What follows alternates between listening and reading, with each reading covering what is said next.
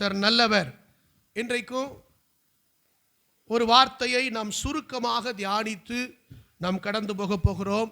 கர்த்தர் நம் ஒவ்வொருவரோடும் கர்த்தர் பேசுவாராக. அல்லேலூயா, ஆமென். கர்த்தர் நல்லவர், கர்த்தர் நல்லவர், ஆமென். கர்த்தர் நல்லவர். இந்த நாளிலும் ஆண்டவர் எனக்கு தந்த ஒரு வார்த்தையை நான் உங்கள் மத்தியிலே வைக்க விரும்புகிறேன். நாம் ஏற்கனவே இந்த மாதம் முழுவதும் நாம் தியானித்து வருகிற அந்த வார்த்தையை மையமாக கொண்டு இன்னும் ஒரு வசனத்தை நாம் தியானிக்க போகிறோம். எசேக்கியேல் தீர்க்க தரிசன புத்தகம், எசேக்கியேல் தீர்க்க தரிசன புத்தகம் 7ஆம் அதிகாரம்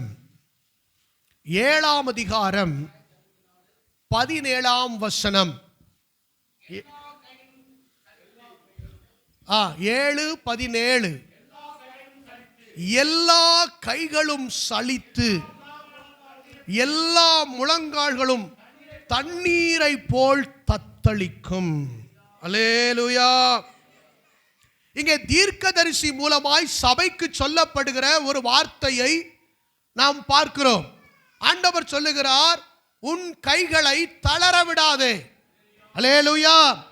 தளர்ந்து போன கைகளை திடப்படுத்துங்கள், தள்ளாடுகிற முழங்கால்களை பலப்படுத்துங்கள் என்று சொல்லி இந்த மாதம் முழுவதும் நீங்கள் சோர்ந்து போகாமல் நீங்கள் ஆதியிலே செய்து வந்த கிரியைகளை தொடர்ந்து செய்ய வேண்டும் என்றும், நீங்கள் தொடர்ந்து கர்த்தருக்குள் பலப்பட வேண்டும் என்றும், முழங்கால்களை திடப்படுத்த வேண்டும் என்றும் கர்த்தர் நம்மோடு பேசி வருகிறார். கைகளை வெட்டி ஒரு ஆமேன் சொல்லுங்க. கைகளை வெட்டி ஒரு ஆமேன் சொல்லுங்க. நிறைய காரியங்களை இந்த மாதத்தில் நம்ம தியானித்தோம். ஆமேன். அல்லேலூயா. கடந்த வாரத்தில் ரொம்ப ஆச்சரியமாய் ஒரு கொர்நேலியு அவருடைய வாழ்க்கையில் இருந்த சில கிரியைகளை குறித்து நம்ம தியானித்தோம். ஆமேன் சொல்லுங்க. அல்லேலூயா. இங்க எசேக்கியேல் தீர்க்கதரிசி மூலமாய் கடைசி காலத்தில் சம்பவிக்க போகிற சில காரியங்களின் நிமித்தம் அங்கே ஜனங்கள் எப்படி ஆனார்கள் அப்படின்னு இந்த வசனத்தில் வாசிக்கிறோம். பைபிள் சொல்லுகிறது, எல்லா கைகளும் சலித்து. அப்படின்னா என்ன அர்த்தம்? தளர்ந்து, டயர்டு. எல்லா கைகளும் என்ன ஆயிடுச்சு? தளர்ந்து போய்விட்டது, சலித்து போய்விட்டது. அதுக்கப்புறம் சொல்லப்பட்டிருக்கிறது, எல்லா முழங்கால்களும் தண்ணீரை போல தத்தளிக்கும்னா என்ன அர்த்தம்? தண்ணீர் என்ன செஞ்சுக்கிட்டு இருக்கும்? அப்படியே அங்கே எங்கேயாவது அலைவாய்கிறது போல முழங்கால்கள் தடுமாறுகிறது. எல்லாருடைய முழங்கால்கள் என்ன செய்து தடுமாறுகிறது. கடைசி காலத்தில் இங்கே சொல்லுகிறார், எல்லா கைகளும் சலித்து போகிறது, எல்லா முழங்கால்களும் தண்ணீரை போல தத்தளிக்கிறது. ஏன் அப்படின்னா, தீர்க்கதரிசி மூலமாக அங்கே ஒரு வார்த்தையை அவர் சொல்லுகிறார். என்ன சொல்லுகிறார் பாருங்கள். 7ஆம் அதிகாரம் 2ஆம் வசனம்.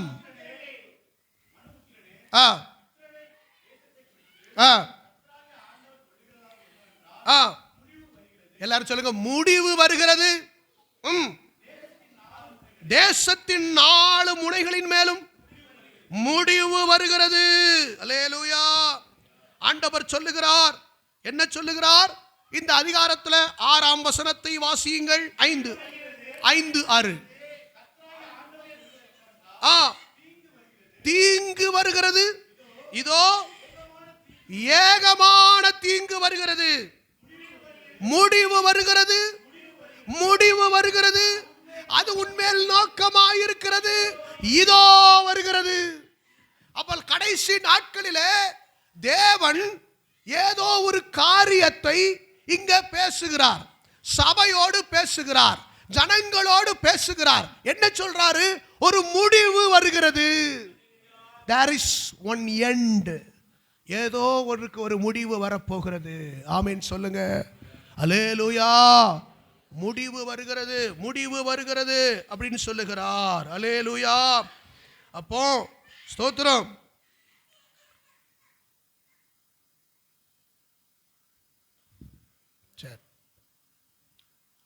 அப்போ இந்த முடிவு வருகிறது அப்படின்னு கர்த்தர் சபைக்கு, ஜனங்களுக்கு ஏதோ ஒன்று சொல்றார். நல்லா கவனிங்க.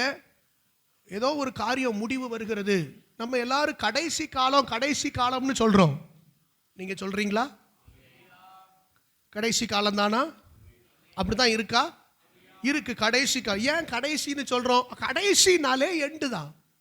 ஒரு முடிய போகுது. ஏதோ ஒரு கடைசி காலத்தில் இருக்கிறோம். ஒரு முடிவை நோக்கி உலகமும் அதினுள்ள சகல காரியங்களும் சபையும் ஜனங்களும் நோக்கி கொண்டிருக்கிறார்கள். அதனாலதான் அதுக்கு பேரு கடைசி காலம். ஆமென் சொல்லுங்க. ஒரு முடிவு வரப்போகிறது, ஒரு முடிவு வரப்போகிறது அப்படின்னு சொல்லி அங்க சபையை நோக்கி ஜனங்களை நோக்கி தீர்க்கதரிசி மூலமாய் கர்த்தர் சொல்லுகிறார். நல்லா கவனிங்க, நல்லா கவனிங்க. முடிவு வருதுன்னு சொல்லாம திடீர்னு வந்தா நம்மளால என்ன செய்ய முடியாது? தாங்க முடியாது. திடீரென்று ஒரு நிகழ்வு வந்தால் அது ஆபத்து, அது சடுதியாய் வருகிறது என்று சொன்னால் நீங்கள் நானும் அதை ஃபேஸ் பண்ண முடியாது, அதை தாங்கிக் கொள்ள முடியாது. ஆமென் சொல்லுங்க. அப்படி தானே? சடுதியா ஒரு ஆபத்து வருதுன்னா ஆமென் ஸ்தோத்திரம். நம்மளால ஐயோ நான் எதிர்பார்க்கல, ஐயோ திடீர்னு இப்படி நடந்துட்டு அப்படின்னு சொல்லி நம்மளால ஷாக் ஆகும். ஆனால் கர்த்தர் சொல்லுகிறார், நீங்க அப்படி ஷாக் ஆக கூடாதுன்னு தேவ ஜனங்களுக்கு முன்கூட்டியே சொல்லுகிறார். உங்களுக்கு ஒரு முடிவு வருது, அதனால நீங்க எல்லாரும் கொஞ்சம் ஆயத்தப்படணும்னு சொல்றாரு. கைகளை வெட்டி ஒரு ஆமேன்னு சொல்லுங்க. நான் சொல்றேன், ஏன் கைகளை வெட்டி ஒரு ஆமேன்னு சொல்லுங்க. ஏன் சொல்லணும் தெரியுமா? நம்ம மேல வச்ச இரக்கத்தினால, ஆமே, நம்ம மேல வச்ச இரக்கத்தினால ஒரு முடிவு வரப்போகுதுப்பா. நீ என்ன செய்யணும், நீ எப்படி இருக்க வேண்டும் என்பதை குறித்து கர்த்தர் சபையோடு ஜனங்களோடு பேசுகிறார் என்று சொன்னால் அவர் நம்ம மேல இறக்க வச்சிருக்காருன்னு அர்த்தம். கைகளை வெட்டி ஒரு ஆமீன் சொல்லுங்க. அல்லேலூயா. ஒரு இறக்க வச்சிருக்காருன்னு அர்த்தம். அல்ல, முடிவை நோக்கி நீங்க பயப்படாதீங்க. இந்த முடிவு வர்றது உண்மைதான். ஆனா உன் மேல இறக்கம் வச்சிருக்கிறதுனால நான் உனக்கு இதை முன்கூட்டி அறிவிக்கிறேன். அப்படினால என்ன அர்த்தம்? உன்னை சேஃப் பண்ண விரும்புறேன். அந்த இறக்கத்துக்கு பின்னால என்ன இருக்கு? உன்னை பாதுகாக்க விரும்புறேன், உன்னை மீட்டெடுக்க விரும்புறேன், உன்னை தப்புவிக்க விரும்புகிறேன். கைகளை வெட்டி ஒரு ஆமீன் சொல்லுங்க ஆண்டவருக்கு. What a God. ஆமென். அல்லேலூயா. இப்ப நீங்கள் நானும் ஒரு முடிவு வரப்போகுது, ஐயோ ஆபத்து வரப்போகுது, ஒரு தீங்கு வரப்போகுது, ஒரு திகில் வரப்போகுதுன்னு பயப்படணுமா? இல்ல, கர்த்தர் முன்னக்கூட்டியே இதை சொல்றாருன்னு சொன்னா என்ன அதிலிருந்து காப்பாத்துறதுக்காக, எனக்கு அது எக்ஸ்கியூஸ் கொடுக்கிறதுக்காக கர்த்தர் என்னோட பேசுகிறார் சந்தோஷப்படணுமா? கைகளை உயர்த்தி சொல்லுங்க. ஆமென். பயப்படக்கூடாது. அல்லேலூயா. ஆமென். இப்போ இந்த அதிகாரத்துலலாம் நிறைய விஷயங்கள் இருக்கு. முடிவு அப்படின்னா எப்படி இருக்கும்? இந்த முடிவு யார் மேல வரப்போகுது? இந்த முடிவு யார் மேல வரப்போகுது? இந்த முடிவு வரப்போகிற இந்த காலத்தினுடைய அடையாளம் என்ன அப்படின்னு இந்த வசனங்களை நம்ம வாசிக்கிறோம். ஆமென், ஆமென். முடிவு யார் மேல வரப்போகுது? இந்த முடிவு காலத்தினுடைய அடையாளம் என்ன? சபையினுடைய அடையாளம் என்ன? அதுதான் நம்ம வாசிச்ச கீவேர்டு. என்ன அடையாளம் தெரியுமா? எல்லா கைகளும் சலித்து, எல்லா முழங்காலும் தண்ணீரை போல. அப்படின்னா என்ன அடையாளம்? ஐயோ, ஒரு சோர்வு. ஆவிக்குரிய வாழ்க்கையில ஒரு சோர்வு. நான் இப்படியே வாழ்ந்து என்ன பிரயோஜனம்? நான் இப்படி பரிசுத்தமாக நடந்து என்ன பிரயோஜனம்? நான் இப்படி நன்மை செஞ்சு என்ன பிரயோஜனம் அப்படின்னு என் கைகள் இப்போ என்ன செஞ்சு போகுது? தளர்ந்து போகிறது. ஆமென், அல்லேலூயா. தளர்ந்து போகிறது. நான் நல்லா ஜெபிக்கிறவன் தான், ஆனால் இப்போ தண்ணீரை போல என் முழங்கால் என்ன செய்து? தத்தளிக்கிறது, தத்தளிக்கிறது. ஆமென், அல்லேலூயா. அதனால தான் தீர்க்கதரிசி மூலமாக கர்த்தர் சொல்றாரு, சபையே, தேவ ஜனமே, தளர்ந்து போன உன் கைகளை திடப்படுத்திரு, தள்ளாடுகிற முழங்கால்களை நீ பலப்படுத்திரு. ஏனென்றால் அல்லேலூயா, முடிவு வருகிறது. கர்த்தர் சொல்றாரு, உன் கிரியைகளை நீ தொடர்ந்து செய்யணும். நீ தொடர்ந்து நீ செபிக்கிறவனாக மாத்திரம் இருப்பாயானால் இந்த ஆபத்துகளுக்கு, இந்த தீங்குகளுக்கு கர்த்தர் உங்களை என்னையும் தப்புவிக்க அவர் வல்லவராக இருக்கிறார். நல்ல கைகளை தட்டி ஆண்டவரை மகிமைப்படுத்துங்க பார்க்கலாம். நல்ல கைகளை தட்டி, நல்ல கைகளை தட்டி. ஹல்லேலூயா. ராஜா வருகிறார், ஆயத்தமாவோம். ராஜா ஆயத்தமாவோம், நம் இயேசு வருகிறார், எதிர்கொண்டு செல்லுவோம். செல்லுவோம். பள்ளங்கள் எல்லாம் நிரம்பிட வேண்டும், மலைகள் குன்றுகள் தகர்ந்திட வேண்டும், கோணலானவை நேராகணும், கரடானவை சமமாகணும். பள்ளங்கள் எல்லாம் நிரம்பிட வேண்டும், மலைகள் குன்றுகள் தகர்ந்திட வேண்டும், கோணலானவை நேராகணும், கரடானவை சமமாகணும். ராஜா வருகிறார் ஆயத்தமாவோ, ராஜா வருகிறார் ஆயத்தமாவோ, நம் இயேசு வருகிறார். ஆமென். இயேசு செல்லுவோம். ஹல்லேலூயா. ஆமென். அப்போ ஆண்டவர் சொல்றது பயப்பட வேண்டாம், தீர்க்கதரிசி மூலமா கர்த்தர் பேசுறார். அல்லேலூயா. இப்போ அடையாளம் என்ன? இந்த முடிவு வருது. இந்த கடைசி காலத்தில் என்ன நடக்குது? சபையில் ஒரு சோர்வு வருது.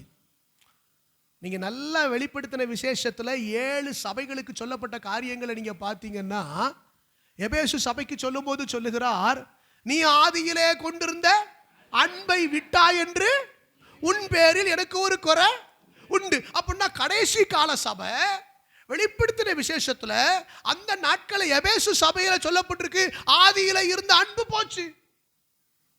அதுக்கடுத்த சபை சிபிர்னா சபையில வரும்போது அங்க ஒரு உபதேச குறைவு. ஆதியில நீ கை கொண்டு நடந்தது போல இப்ப நீ கை கொண்டு நடக்கல, சோர்ந்து போச்சு. சபைகள் இருக்கிற குறைவை சொல்லுகிறார். முன்னால நீ பல காரியத்துக்கு இடம் கொடுக்க மாட்ட, நிக்கோலாய் மதஸ்தருக்கு நீ இடம் கொடுக்க மாட்ட, வேற எதுவும் ஒரு சத்தியத்துக்கு விரோதமா கர்த்தருடைய வார்த்தைக்கு விரோதமா ஏதாவது உங்ககிட்ட சொல்ல வந்தா அதை நீ கேட்கவே மாட்ட, அவாய்ட் பண்ணிட்டு போயிருவ. ஆனா இப்போது நிக்கோலாய் மதஸ்தருக்கு நீ என்ன கொடுக்கிறாய்? இடம் கொடுக்கிறாய்.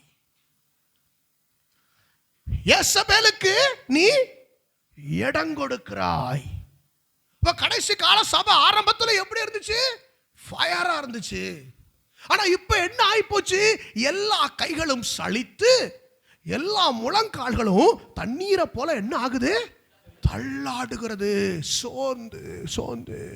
ஆமென். ஒரு காலத்துல நல்லா உற்சாகமா தொடங்கணும், உற்சாகமா ஜெபிச்சோம், உற்சாகமா ஓடணும். ஆனா இன்னைக்கு சபையினுடைய நிலைமை எப்படி இருக்கு தெரியுமா? ஆண்டவர் சொல்லுகிறார், கொஞ்சம் சலிச்சு போச்சு, முழங்கால் எல்லாம் தள்ளாட ஆரம்பித்து விட்டது. கர்த்தர் சொல்லுகிறார், இந்த காலத்தில் அப்படி இருக்கக்கூடாது, இந்த காலத்தில் அப்படி இருக்கக்கூடாது. கர்த்தர் சொல்ல முடிவு வருகிறது. ஆகவே நீங்க எல்லாரும் என்ன செய்யுங்க? உங்க தளர்ந்து போன கைகளை திடப்படுத்துங்கள், தள்ளாடுகிற முழங்கால்களை உறுதிப்படுத்துங்கள். அல்லேலூயா. ஆமென்.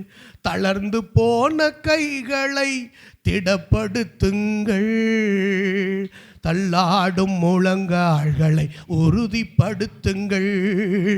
தளர்ந்து போன கைகளை திடப்படுத்துங்கள், தள்ளாடும் முழங்கால்களை உறுதிப்படுத்துங்கள். அஞ்சாதிருங்கள், திடன் கொள்ளுங்கள், ராஜா வருகிறார், இயேசு ராஜா வருகிறார், ராஜா வருகிறார். தளர்ந்து போன கைகளை திடப்படுத்துங்கள், தள்ளாடும் முழங்கால்களை உறுதிப்படுத்துங்கள். பாடுங்க பார்க்கலாம். தளர்ந்து போன கைகளை தட்டுங்களேன், தள்ளாடும் முழங்கால்களை உறுதிப்படுத்துங்கள். அஞ்சாதிருங்கள், திடன் கொள்ளுங்கள், ராஜா வருகிறார், இயேசு ராஜா வருகிறார், ராஜா வருகிறார், ராஜா. ஆமென். ஹல்லேலூயா. கர்த்தர் நல்லவர். அப்போ முடிவு வருகிற காலங்களில், ஒரு எழுப்புதலின் காலத்தில், ஒரு கடைசி காலத்தில் என்ன செய்யக்கூடாதான்? சோர்ந்து போக பக்கத்தில் கைப்பிடிச்சு சொல்லுங்க, சோர்ந்து போகக்கூடாது. பக்கத்தில் நல்லா பிடிச்சிருக்க, பக்கத்தில் வந்து மூஞ்ச பாருங்க, சோர்ந்து போயிருக்கா உற்சாகமாக இருக்கான்னு பாருங்க. கொஞ்சம் இந்த மூஞ்ச பூரா, இந்த மூஞ்சி பூரா இப்போ எப்படி இருக்கு? கொலை கொள்ளன்னு சொல்லுவாங்க, குழலாடிக்கிட்டு இருக்கு, அப்படி தானே? எல்லாமே எலும்பே இல்லாத சதை மாதிரி இருக்கு. எலும்பே இல்லாமல் சதை மட்டும் இருந்தால் அந்த பாடி நிற்குமா? லவக்குன்னு விழுந்துடும், அப்படி தானே? ஆமேன். கர்த்தர் சொல்லுகிறார், அல்லேலூயா, பலப்படுத்துங்கள், பலப்படுத்துங்கள், அல்லேலூயா, பலப்படுத்துங்கள். சோர்ந்து போகாதீங்க, சோர்ந்து போகாதீங்க. ஆமேன், அல்லேலூயா. சரி, இப்போ அந்த முடிவு வருது. அதனால கர்த்தர் சொல்றாரு, எல்லா கைகளும் இப்படி வருது, நீங்கள் பயப்படாதீங்க. கர்த்தர் முன்கூட்டியே சொல்றாரு. ஆனால் இப்படி இந்த சோர்வு வருவதற்கு காரணம் என்ன? ஏன் சோர்ந்து போனோம்? ஏன் இப்படி என் கை சலிச்சு போச்சு? ஏன் என் முழங்கால் தளர்ந்து போச்சு? ஏன் இப்போ நான் தள்ளாடிக்கிட்டு இருக்கிறேன் அப்படின்னா, ஒன் ரீசன், ஒரே ஒரு ரீசன். என்ன? நிறைய காரியம் இருக்கு, நான் ஒரு காரியம் பாருங்க. அந்த 7ஆம் அதிகாரம் 11 வாசிங்க. சரி, அதை விட 16ஆம் வசனத்தை வாசிங்களேன். 16 அவர்களில் தப்புகிறவர்கள் தப்புவார்கள்.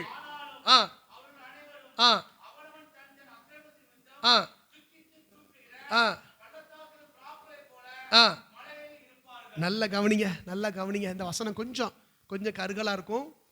ஆமென். கொஞ்சம் கருகலா இருக்கும். நீங்க பைபிளை பார்த்து நிதானமா வாசிச்சா உங்களுக்கு புரியும். கர்த்தர் சொன்னார், கடைசி காலத்தில் நிறைய பட்டயம் வரப்போகுது, நிறைய பட்டயம் வரப்போகுது, நிறைய பிரச்சனைகள் வருது, பெரிய ப்ராப்ளம்ஸ் எல்லாம் நிறைய வருது, இந்த ஜனங்களுக்கெல்லாம் போராட்டம் வருது. இந்த போராட்டம் வரும்போது கர்த்தர் சொல்றாரு, அவன் இந்த பிரச்சனையில போராட்டங்களை சிக்கிக்கொள்ளுவான். நிறைய பேர் என்ன செஞ்சிருவான்? சிக்கிக்கொள்ளுவான். ஆனா இந்த வசனத்துல என்ன சொல்லப்பட்டிருக்குது? அவர்களில் தப்புகிறவர்கள். கொஞ்சம் கைகளை உயர்த்தி ஒரு ஆமென் சொல்லுங்க. நீங்க யாரு? நீங்க யாரு? தப்புகிறவர்கள். கைகளை உயர்த்தி ஒரு ஆமென் சொல்லுங்க. ஆமென் சொல்லுங்க. அப்படின்னா கர்த்தர் சான்ஸ் கொடுக்கிறாரு. கர்த்தர் என்ன சொல்றாரு அப்படின்னா, உனக்கு தப்புறதுக்கு ஒரு சான்ஸ் இருக்கு. பக்கத்தில் கைப்பிடிச்சு சொல்லுங்க. உனக்கு தப்புறதுக்கு என்ன இருக்கு? இந்த முடிவுல, இந்த போராட்டத்துல, இந்த பட்டயத்துல, இந்த காரியத்துல உனக்கு தப்புறதுக்கு ஒரு சான்ஸ் இருக்கு. ஆமென். கர்த்தர் சொல்றாரு, அப்ப இந்த வாய்ப்பை பயன்படுத்தி கொள்ளணுங்கிறாரு. உனக்கு தப்பித்துக் கொள்ள ஒரு வாய்ப்பு. பக்கத்தில் கைப்பிடிச்சு சொல்லுங்க. உனக்கு தப்பித்துக் கொள்ள, கொஞ்சம் மூஞ்ச பார்த்து சொல்லுங்க, there is chance. நான் சொல்றேன் இதுதாங்க ப்ராப்பசி. கர்த்தர் சொல்றாரு, உனக்கு ஏதோ தப்பு இருக்கு, ஏதோ ஒரு காரியத்தில் இருந்து உனக்கு தப்புறதுக்கு ஒரு சான்ஸை கர்த்தர் கொடுக்கிறார். கர்த்தர் சொல்றாரு, இவ்வளவு முடிவு வரப்போகுதுப்பா, இவ்வளவு பட்டயம் வரப்போகுது, இவ்வளவு பிரச்சனை வருது, இவ்வளவு போராட்டம் வருது. ஆனா நான் தேவ ஜனங்களுக்கு சொல்றேன், நான் தேவ ஜனங்களை எச்சரிக்கிற நேரத்தில் இந்த வார்த்தையை கேட்டு, அவன் இப்ப சோர்ந்து போயிட்டது உண்மைதான், அவன் முழங்காலெல்லாம் தள்ளாடிக்கிட்டு இருக்கிறது உண்மைதான். ஆனா கர்த்தர் சொல்றாரு, ஆனா இந்த வார்த்தையை கேட்டு தப்புறவன் தப்பிச்சிருவான். தப்புறவன். எத்தனை பேர் தப்பிக்கணும்னு நினைக்கிறீங்க? கொஞ்சம் கைகளை உயர்த்தி ஆமென். அல்லேலூயா, அல்லேலூயா, ஆமென். சோதிக்கப்படுகிறவனுக்கு கர்த்தர் சொல்லுகிறார், தப்பித்துக்கொள்ள அவர் வழியை உண்டாக்குகிறாராம். அல்லேலூயா சொல்லுங்க. தப்பித்துக்கொள்ள என்ன செய்வாராம்? ஒரு வழியை கர்த்தர் சொல்றாரு. உங்களுக்குன்னு ஒரு தனியா ஒரு வழியை தப்பித்துக்கொள்ள கர்த்தர் வைத்திருக்கிறார். கர்த்தர் ஆமென் சொல்லுங்க. அல்லேலூயா சொல்லுங்க. அல்லேலூயா. தப்பித்துக்கொள்ள அழகா வசனம் சொல்லுது பாருங்க. அவர்களில், அதுக்கு முந்தின வசனத்தில் நீங்க பாத்துங்க, வெளியே பட்டயமும் கொள்ளை நோயும் பஞ்சமும். பாத்தீங்க, வெளியே என்ன செய்து? வெளியே பட்டயம் இப்போ இருக்கா? வெளியே பட்டயம் இப்போ இருக்கா? ஒரு பக்கம் பேச்சுவார்த்தை நடக்கு, ஒரு பக்கம் யுத்தம் நடக்கு. ஈரான் மேல இன்னும் அமெரிக்கா என்ன போட்டுட்டு தான் இருக்கிறான்? பட்டயம் இருக்கு. அதுக்கப்புறம் உள்ளே கொள்ளை நோயும். அப்படின்னா தேசத்துக்கு உள்ள என்ன இருக்கு? கொள்ளை நோய் இருக்கு, பஞ்சமும் இருக்கு. ஆமென். அல்லேலூயா. ரொம்ப விலாவாரியா சொல்ல விரும்பல. ஆமென். அதுக்கப்புறம் வயல்வெளியில் இருக்கிறவன், வெளியே இருக்கான் பாத்தீங்களா? அவன் வீட்டை விட்டு வெளியே இருக்கிறான் பாத்தீங்களா? வயல்வெளியில் இருக்கிறவன் பட்டயத்தால் என்ன செய்வானா? சாவான். நகரத்தில் உள்ள இருக்கிறவனையும் பஞ்சமும் கொள்ளை நோயும். அப்ப உள்ள இருந்தாலும் ஆபத்து, வெளியே இருந்தாலும் அப்படித்தானே. எப்படியோ வெளியே இருந்தா பட்டயம், உள்ள இருந்தா பஞ்சம். ஏதோ ஒண்ணு அழிக்கக்கூடிய ஒரு சம்பவம், ஒரு முடிவு இங்க சொல்லப்பட்டிருக்கிறது. அல்லேலூயா, அல்லேலூயா சொல்லுங்க. இப்படிப்பட்ட ஒரு முடிவு கடைசி காலத்துல வருது. வரும்போது அங்க அவர் சொல்லுகிறார், இப்போ ஒரு சான்ஸ் சொல்றாரு பாருங்க அடுத்த வசனத்துல, அவர்களில் தப்புகிறவர்கள். சூப்பர்ல, ஆண்டவர் எவ்வளவு கிருபை உள்ள தேவன் பாத்தீங்களா? கைகளை உயர்த்தி ஒரு ஆமென் சொல்லுங்க. ஆமென். அவர்களில் தப்புகிறவர்கள் தப்புவார்கள், ஆனாலும் ஒரு இன்ட்டு வைக்கிறாரு. ஆமென். நல்லா கவனிக்கணும், வசனத்தை நல்லா கவனிங்க. ஆனாலும் அவர்கள் அனைவரும் அவனவன் துக்கித்து கூப்பிடுகிற பள்ளத்தாக்குகளின் புறாக்களை போல. கைகளை உயர்த்தி ஒரு ஆமென் சொல்லுங்க. கைகளை உயர்த்தி ஒரு ஆமென் சொல்லுங்க. தப்பிச்சிருவாங்க. ஆனா இந்த தப்பிக்கிற இந்த நேரத்தில் அவங்களுக்கு ஒரு உணர்வு வருது. என்ன உணர்வு தெரியுமா? என்ன உணர்வு தெரியுமா? அந்த வசனத்தில் நல்லா பாருங்க. அவர்கள் அனைவரும் அவன் அவன் தன் தன் அக்கிரமத்தின் நிமித்தம், தன் தன் அக்கிரமத்தின் நிமித்தம் என்ன அடைவானா? அவன் நினைப்பான், அவன் ஃபீல் பண்ணுவான், உணர ஆரம்பிப்பான். ஐயோ ஐயோ, நான் தப்புவிக்கப்பட்டுட்டேன், நானும் அதில் சாக வேண்டியவன் தான், நானும் அதில் சிக்கிக்கொள்ள வேண்டியவன் தான், நானும் அழிந்து போக வேண்டியவன் தான். ஆனா நான் தப்புவிக்கப்பட்டிருக்கிறேன். ஏன் தப்புவிக்கப்பட்டிருக்கிறேன் தெரியுமா? இன்னைக்கு நான் தப்பிச்சாலும் அவனுக்கு, அவன் கண்களுக்கு முன்னால வந்து நிக்கிற ஒரு விஷயம் அவனுடைய அக்கிரமம். இந்த அக்கிரமம், நான் செஞ்ச சில அக்கிரமம் எனக்கு கண்ணுக்கு முன்னால வந்து நிக்குது. அது என்ன துக்கப்படுத்துது. துக்கப்படுத்துற உடனே பள்ளத்தாக்கின் புறாக்களை போல அவன் கீழே கிடந்த அனுபவம். அவன் பள்ளத்தாக்கு என்பது கீழே கிடக்கிற ஒரு அனுபவம். இப்போ அந்த புறாக்கள் எங்க போய் இருப்பார்களா? மலைகளில் போய் இருப்பார்கள். இப்போ சொல்லுகிறாங்க, இதுவரைக்கும் ஜெபிக்காத, இதுவரைக்கும் ஆவிக்குரிய வாழ்க்கைக்கு முக்கியத்துவம் கொடுக்காம உலக பிரகாரமாக மனசும் மாம்சமும் விரும்பினது போல வாழ்ந்து அக்கிரமத்தை செய்த நான் இப்ப என்ன பண்றேன்? நான் துக்கம் அடைகிறேன். அல்லேலூயா, அல்லேலூயா. இது சம்பவிக்கும்னு கர்த்தர் சொல்றாரு. அந்த தப்பிக்கிறவன் தப்பிச்சிருவான். ஆனா அவன் அங்க போய் இருந்துகிட்டு அவன் செஞ்ச அக்கிரமத்தெல்லாம் நினைச்சு அவன் துக்கப்பட்டு அழுவான். நான் சொல்றேன், பின்பு மனஸ்தாபப்படுவது முக்கியம் அல்ல, இப்பொழுதே திருந்திக் கொள்வது முக்கியம். கைகளை வச்சு ஒரு ஆமென் சொல்லுங்க. கர்த்தர் அதுக்கு தான் சொல்றாரு.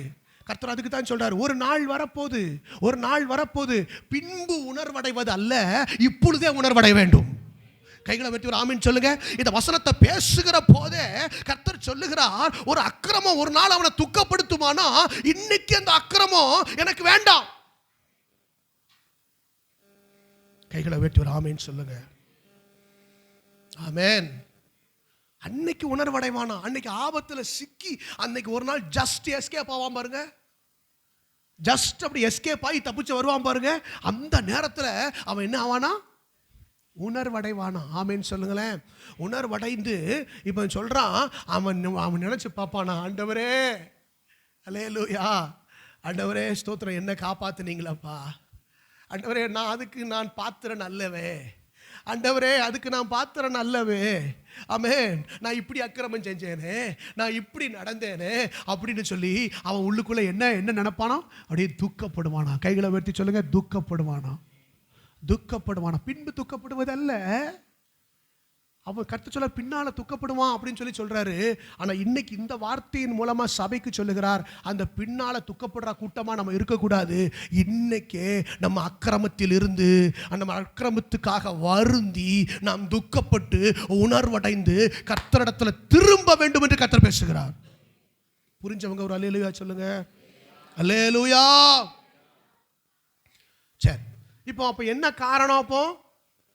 இப்போ இந்த சலித்து போக என்ன காரணம்? அக்கிரமம். அக்கிரமம், இந்த அக்கிரமத்தின் நிமித்தம் வருகிற துக்கம். துக்கம். அல்லேலூயா சொல்லுங்க. இதுவரைக்கும் சானா நினைக்கல, இதுவரைக்கும் ரொம்ப ஜாலியாக வாழ்ந்துச்சு, இதுவரைக்கும் ரொம்ப உற்சாகமாக சந்தோஷமாக என்ஜாய் பண்ணுச்சு, நல்லா என்ஜாய் பண்ணுச்சு. ஆமேன்.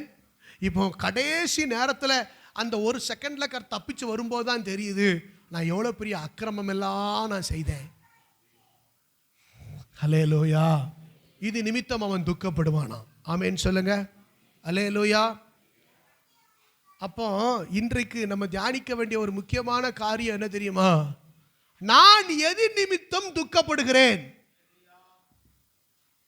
நான் எது நிமித்தம் இன்னைக்கு கவலைப்படுறேன். இன்னைக்கு தேவ ஜனங்களுக்குள்ள எல்லாத்தையும் கேட்டா, ஏன் பிரதர் ஒரு மாதிரி இருக்கீங்க? எனக்கு ரொம்ப கவலையா இருக்கு. ஏன் ரொம்ப துக்கமுகமாவே இருக்கீங்க? எனக்கு ரொம்ப பிரச்சனைகள் இருக்கு. என்ன பிரச்சனைன்னு கொஞ்சம் கேளுங்க. என்ன பிரச்சனை? பண பிரச்சனை, படிப்பு பிரச்சனை, பக்கத்து வீட்டு பிரச்சனை. சொல்லுங்களேன், என்ன பிரச்சனை உங்களுக்கு? பக்கத்தில் கைப்பிடி, என்ன பிரச்சனை?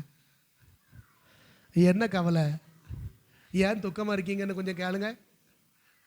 கொஞ்சம் கேளுங்களேன், ஏன் இப்படி துக்கமாக இருக்கீங்கன்னு கொஞ்சம் கேளுங்களேன்.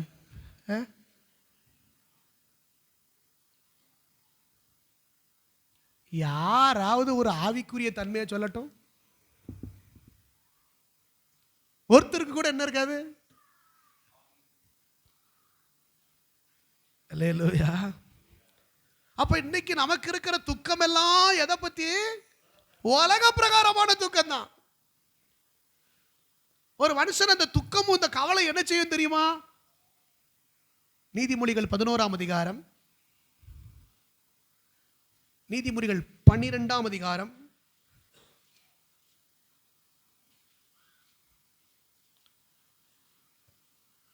நீதிமொழிகள் 12ஆம் அதிகாரம் 25ஆம் வசனம். மனுஷனுடைய இருதயத்தில் உள்ள கவலை அதை ஒடுக்கும், நல் வார்த்தையோ அதை மகிழ்ச்சியாக்கும். அந்த வசனத்தை எல்லாரும் எடுத்துட்டீங்களா? நீதிமொழிகள் 12:25 வாசிங்க திரும்ப இன்னொரு தடவை. மனுஷனுடைய இருதயத்தில் உள்ள கவலை அதை என்ன செய்யும்? அப்போ ஒரு மனுஷன் இன்னைக்கு கவலைப்படுத்த மனுஷன் என்ன செய்வான்? அவன் என்ன செய்வான்? அப்படியே ஒடுங்கிடுவான், அப்படியே ஒடுங்கிடுவான். என்னன்னு கேட்டா எனக்கு சாப்பாடு வேண்டாம், எனக்கு சாப்பாடு வேண்டாம், எனக்கு எதுக்கு இந்த சாம்பார்லாம், எனக்கு கொஞ்சம் பழைய சோறு கொடுங்க, நான் இதுக்கு தகுதி கிடையாது. அதுக்கப்புறம் இந்த அவன் வாழ்க்கையில் விரக்தியாக பேசுவான். அந்த மனுஷனோட கவலை அவனை என்ன செய்யும்? ஒடுக்கும், அவனை ஒடுக்கும். அவன் தன்னை அறியாம அவன் ஒடுக்கிக்கிட்டே போவான். சாப்பிட மாட்டான், தூங்க மாட்டான். கவலையும் துக்கமும் அவனை பாரப்படுத்தும், அவனை ஒடுக்கிக்கிட்டே வரும். 4 பேர் கூட சிரிச்சு பேச மாட்டான், ஒரு இடத்துக்கு நல்லா இருக்க மாட்டான். அப்பவுமே இவன் தெரிஞ்சுக்கலாம், இவனுக்கு என்ன இருக்கு? கவலை இருக்கு, துக்கம் இருக்கு, துக்கம் இருக்கு. அல்லேலூயா. பக்கத்தில் கைவிட்ட நீங்க அப்படி இல்லை. இதுக்கு பேர் தான் குத்துறது. என்ன இதுக்கு பேர் தான் என்னது? குத்துறது. எல்லார் மூஞ்சியும் பார்த்தா தெரியுது. கர்த்தர் அப்படி இல்லைன்னா வசனம் கொடுக்க மாட்டார்ல. மனுஷன் உள்ள கவலை, இருதயத்தில் உள்ள கவலை அவனை என்ன செய்யும்? நீங்க எதையோ உன்னை பத்தி ரொம்ப கவலைப்படுறீங்க. அந்த கவலை அவங்க இருதயத்தில் ரொம்ப டாமினேட் பண்ணுது. இது நிமித்தமா நீங்க நாங்க சாப்பிடுறது சந்தோஷமா சாப்பிடல, நீங்க தூங்குறது நல்லா தூங்கல, நீங்க ட்ரெஸ் பண்றது நல்லா ட்ரெஸ் பண்ணல, நீங்க ஏதோ ஒரு நடைப்பினம் போல இன்னைக்கு உங்க வீட்டுக்குள்ள ஏதோ ஒரு காரியம் நடந்துகிட்டு இருக்குன்னு சொல்லி நீங்க எல்லாரும் இருக்கிறீங்க அப்படின்னு கர்த்தர் சொல்றாரு.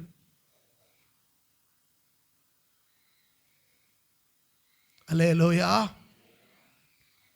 மனுஷனுடைய இருதயத்தில் உள்ள கவலை அவனை என்ன செய்யும்? ஒடுக்கும். ஆமென் சொல்லுங்க. ஆமென், ஒடுக்கும். அந்த வசனத்தை மீதி வாசிங்க. இப்போ இந்த இருதயத்துக்கு என்ன தேவை?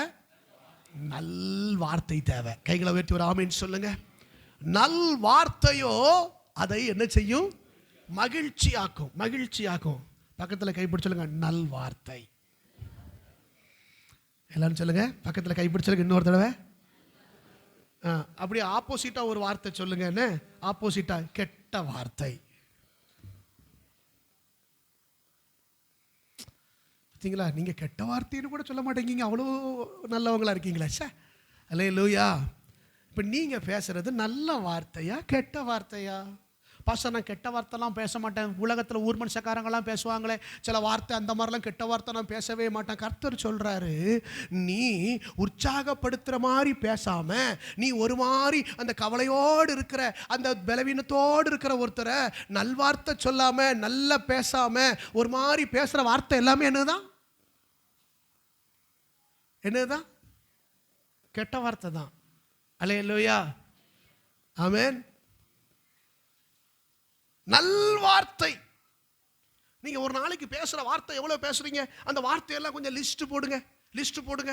எப்ப பார்த்தாலும் எரிச்சல் எரிச்சல் எரிச்சல், எப்ப பார்த்தாலும் கோபம், சிடுமுஞ்சி. எனக்கு வச்ச பேரு. அல்லேலூயா, ஆமென்.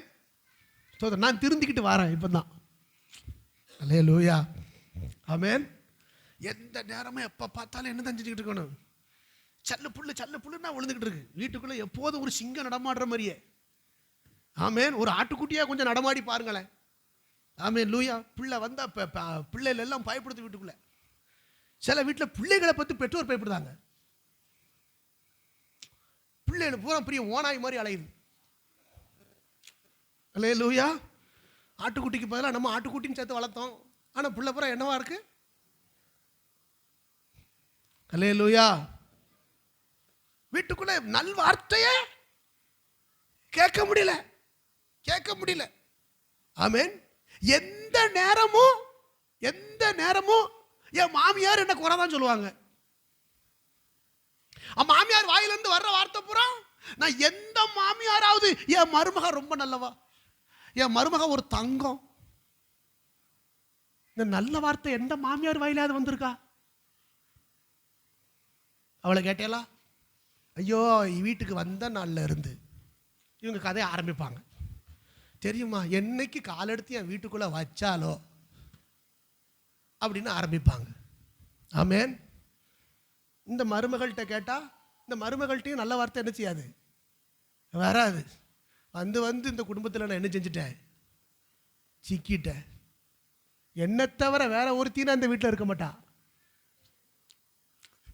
எல்லா மருமகளும் சொல்ற டயலாக் கொஞ்சம் கையில் உயர்த்தி ஒரு ஆமென் சொல்லு. என்ன தவிர வேற ஒருத்தியும் இருந்துக்கிட மாட்டா. ஆமென். நல்ல வார்த்தையா யோசிங்க, நல்ல வார்த்தையா யோசிங்க. பிள்ளைகள் பெற்றோரை என்ன பேசுறீங்க? நல்ல வார்த்தை பேசுறீங்களா? எந்த நேரமும் மிரட்டுறீங்களா? பெற்றோர் பிள்ளைகளை மிரட்டுறீங்களா? ஏய், ஒரு நாள் பாரு, நான் இல்லைன்னா உனக்கு தெரியும். யாரை பார்த்து? பிள்ளைகளை பார்த்து என்ன செய்வோம்? ஒரு நாள் என்ன, நான் இல்லைன்னா உங்களுக்கு தெரியும்டா. டேய், இது பெற்றோர் என்ன சொல்ற வார்த்தை? பிள்ளைகளை மிரட்டுற வார்த்தை. ஆமென். அல்லேலூயா, ஆமென். ஸ்தோத்திரம். இப்ப நல் வார்த்தைகளே இன்னைக்கு என்ன ஆகி போச்சு? குறைஞ்சு போச்சு.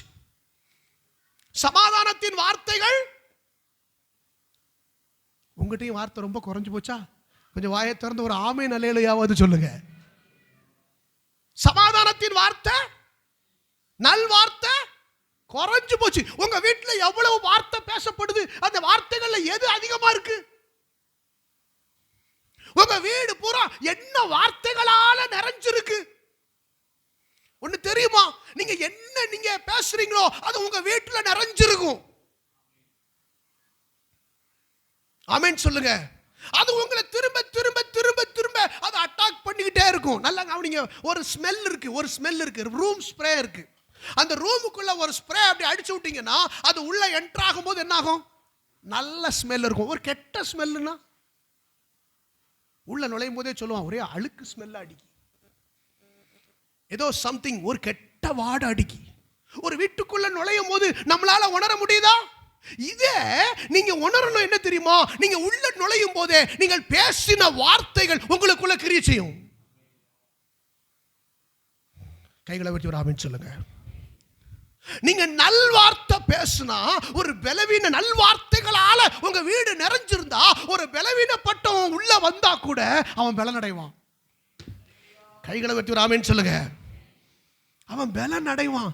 அவன் எவ்வளவு சோர்ந்து போனாலும் வந்தாலும் அங்க உள்ள அவன் என்ன தெரியுமா நினைப்பான்? உற்சாகமா பேசுவான். பலவீனத்தை என்ன செய்ய மாட்டான்? நினைக்க மாட்டான்.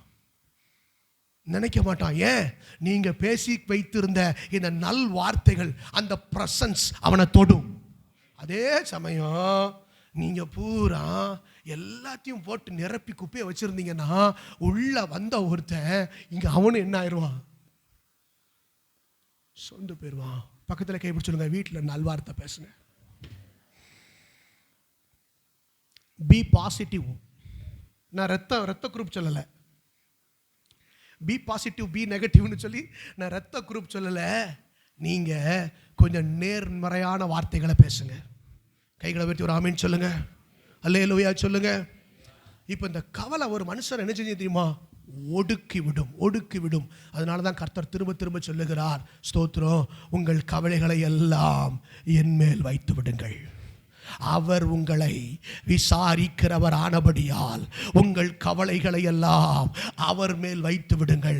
1 பேதுரு 5:7 கர்த்தர் சொல்லுகிறார், நம்முடைய கவலைகளை அறிந்திருக்கிறவர், நம்முடைய பாரங்களை அறிந்திருக்கிறவர் இந்த காலை வேளையில் ஒரு நல்வார்த்தையை சொல்லுகிறார். அவர் உங்களை விசாரிக்கிறவர்.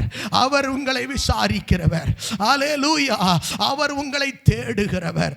அவர் உங்களை நலம் விசாரிக்கிறவர். கைகளை உயர்த்தி ஒரு ஆமென் சொல்லுங்க. என்ன ஒருத்தரும் தேடல, என்ன ஒருத்தரும் கவனிக்கல, என்ன ஒருத்தரும் விசாரிக்கல. ஐயோ நான் ஒதுக்கப்பட்டவன், ஐயோ நான் தள்ளப்பட்டவன், எனக்கு யாருமே இல்லை, என்னை யாருமே கவனிக்கிறது இல்லை, எனக்கு அன்பு செலுத்த ஒருவருமே இல்லை, எனக்கு சாப்பிட்டியான்னு கேட்க ஒரு ஆள் இல்லை, உனக்கு ஒரு மாத்திரை வேணுமான்னு கேட்கறதுக்கு ஒரு ஆள் இல்லை. நீங்க சொல்லாதீங்க. இன்னைக்கு ஆண்டவர் சொல்லுகிறார், அவர் உங்களை விசாரிக்கிறவர். உங்கள் கவலைகளை எல்லாம் அவர் மேல் வைத்து விடுங்கள். அல்லேலூயா. கவலைப்படாதீங்க. ஆமென். கவலைகள் ஒரு மனுஷன் என்ன செஞ்சிருமா? ஒடுக்கிறோம். இது இந்த ஒடுக்கம் ஒரு ஸ்பிரிட், ஒரு ஆவி. இந்த ஆவி உங்க கவலை மூலமா உங்களை ஆட்கொள்ளுது. நீங்க ஒரு சின்ன கவலைக்கு இடம் கொடுத்தா அது கர்த்தர் சொல்றாரு, அது ஒரு ஆவி, அது உங்களை பிடிச்சிரும். புரியுது? கைகளை வெட்டி சொல்லுங்க. புரியுதா? அது என்னது? அது பாருங்க, எதை எடுத்தாலும் விரக்தியா பேசுவான். ஆமா, நான் எதுக்கு? நான் வரணுமா? ஐயோ நான் என்ன செய்ய? என்னால ஒண்ணும் முடியாது. ஐயோ அப்பா. பக்கத்தில் கைப்பிடி சொல்லுங்க, நீங்க உங்களை இல்லை. இந்த ஸ்பிரிட் இப்படித்தான் பேச வைக்கும். இந்த ஸ்பிரிட் என்ன செய்யும்? இப்படித்தான் பேச வைக்கும். ஒரு ஆமேன் சொல்லுங்க. ஏன்னா கர்த்தர் சொல்றாரு, இந்த கவலை எப்போ வருதோ அப்போ உன்னை ஒடுக்குகிற ஒரு ஆவி உனக்குள்ள வந்துருது. ஆமேன். ஒடுக்குகிற ஒரு ஆவி தன்னை அப்படி ஒடுக்கிக்கிட்டு லிமிட் பண்ணிக்கிட்டு, ஆமென், யாரோடையும் நல்லா பேசாது. பாருங்க,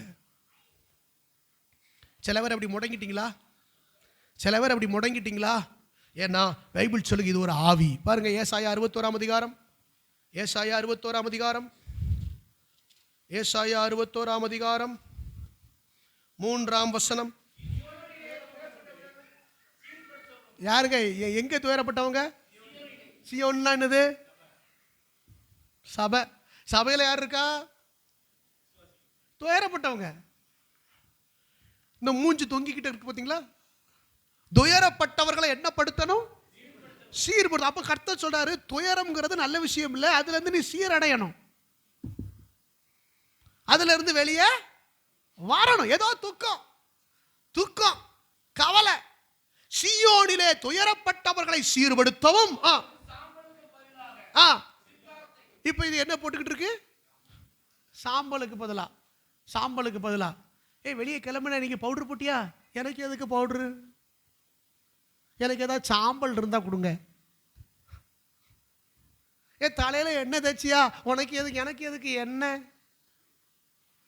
ஆமாம், இந்த முடி இருந்து என்ன செய்ய? சிலர் சொல்லுவாங்க பார்த்தீங்களா, நமக்கு இப்போ என்ன தேவைப்படுது? சாம்பல். இப்போ எப்படி இருக்கு இந்த துயரப்பட்டவங்க நிலைமை எப்படி இருக்கு? சாம்பல். கர்த்தர் சொல்றாரு, இல்லை, சாம்பலுக்கு பதிலாக, கைகளை உயர்த்தி சொல்லுங்க ஆமேன், சாம்பலுக்கு பதிலாக என்ன வரப்போகுது? சிங்காரம். ஆமேன் சொல்லுங்க ஆமேன். இந்த பக்கத்தில் உள்ள முகத்தை பாருங்கள், சாம்பல் போட்ட முகமா சிங்காரமான முகமானு கொஞ்சம் பார்த்து சொல்லுங்களேன். ஏன் அப்பா சைடு பார்க்கல, கொஞ்சம் நல்லா பாருங்க. அல்லேலூயா ஆமேன் ஆமேன் அல்லேலூயா. ஆமாம், எப்போபடி சிங்காரம் பண்ண மாதிரி இருக்கணும். ஆமேன்னு சொல்லுங்க. ஆமாம், அப்படின்னா என்ன தெரியுமா அர்த்தம்? முகக்கலை. ரட்சிக்கப்பட்ட ஜனத்தினுடைய முகத்தில் என்ன இருக்கு? முகக்கலை. எல்லாரும் சொல்லுங்க முகக்கலை. அல்லேலூயா. அந்த ரட்சிக்கப்பட்டவனுடைய முகத்தில் என்ன இருக்கும்? ஒரு வெளிச்சம். ஆமேன். இங்கே பூரா இந்த 40 வாட்ஸ் பல்பு இருக்கு பாருங்க. 40 வாட்ஸ் பல்பு. இப்போ இந்த மஞ்சள் பல்பு ஒன்று எரியுமே, 0 இல்லை, இன்னொரு பல்பு இந்த டங்ஸ்டன் இலையது மட்டும் உள்ள தெரியுமே, அந்த பல்பு. இந்த 40 வாட்ஸ் பல்பு மஞ்சள் கலரில் எரியும். குண்டு பல்பு. இந்த குண்டு பல்பு மாதிரி இருக்குது எல்லா முகமும். பூரா மங்கி இந்த மங்கி எரியும் பாருங்க, அந்த அணைஞ்ச லைட்டு. அதுக்கு பிறகு இந்த வீட்டுக்குள்ளே வைப்பாங்களே அரிக்கை லைட்டு, பழைய காலத்து அரிக்கை லைட்டு மாதிரி லேசாக முணுக்குன்னு எரிஞ்சிக்கிட்டு இருக்குப்போம் பாருங்க. 40 வாட்ஸ் பல்பு மாதிரி கர்த்தர் நல்ல LED பல்ப் மாதிரி நல்லா பளிச்சுன்னு வைக்கணும். கைகளை உயர்த்தி ஒரு ஆமேன்னு சொல்லுங்க. முகத்தில் அப்படியே என்ன இருக்கணும்? முகக்கலை, வெளிச்சம். ஆமேன். சாம்பலுக்கு பதிலாக சிங்காரத்தையும், கர்த்தர் சொல்றாரு, உன் துயரத்துக்கு பதிலாக உனக்கு என்ன கொடுக்கணும்? ஆனந்த தைலம். ஆமேன் சொல்லுங்க. ஆனந்த தைலம் அப்படின்னா நல்ல கையை தட்டி நல்ல சந்தோஷமா பாடுறதுக்கு தான் ஆனந்த தைலம். ஆமேன் அல்லேலூயா ஆமேன். சில பேர் பாட்டுன்னு கேட்பாங்க, பாட்டு கேட்கறத வச்சே நல்லா தெரிஞ்சிடலாம். ஆமேன்.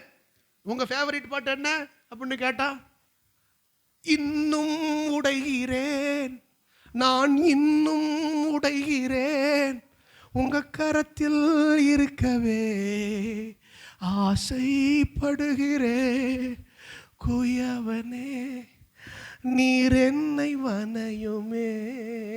அப்பா, அவர் வணைகிறவரே சோர்ந்துருவார். அல்லேலூயா.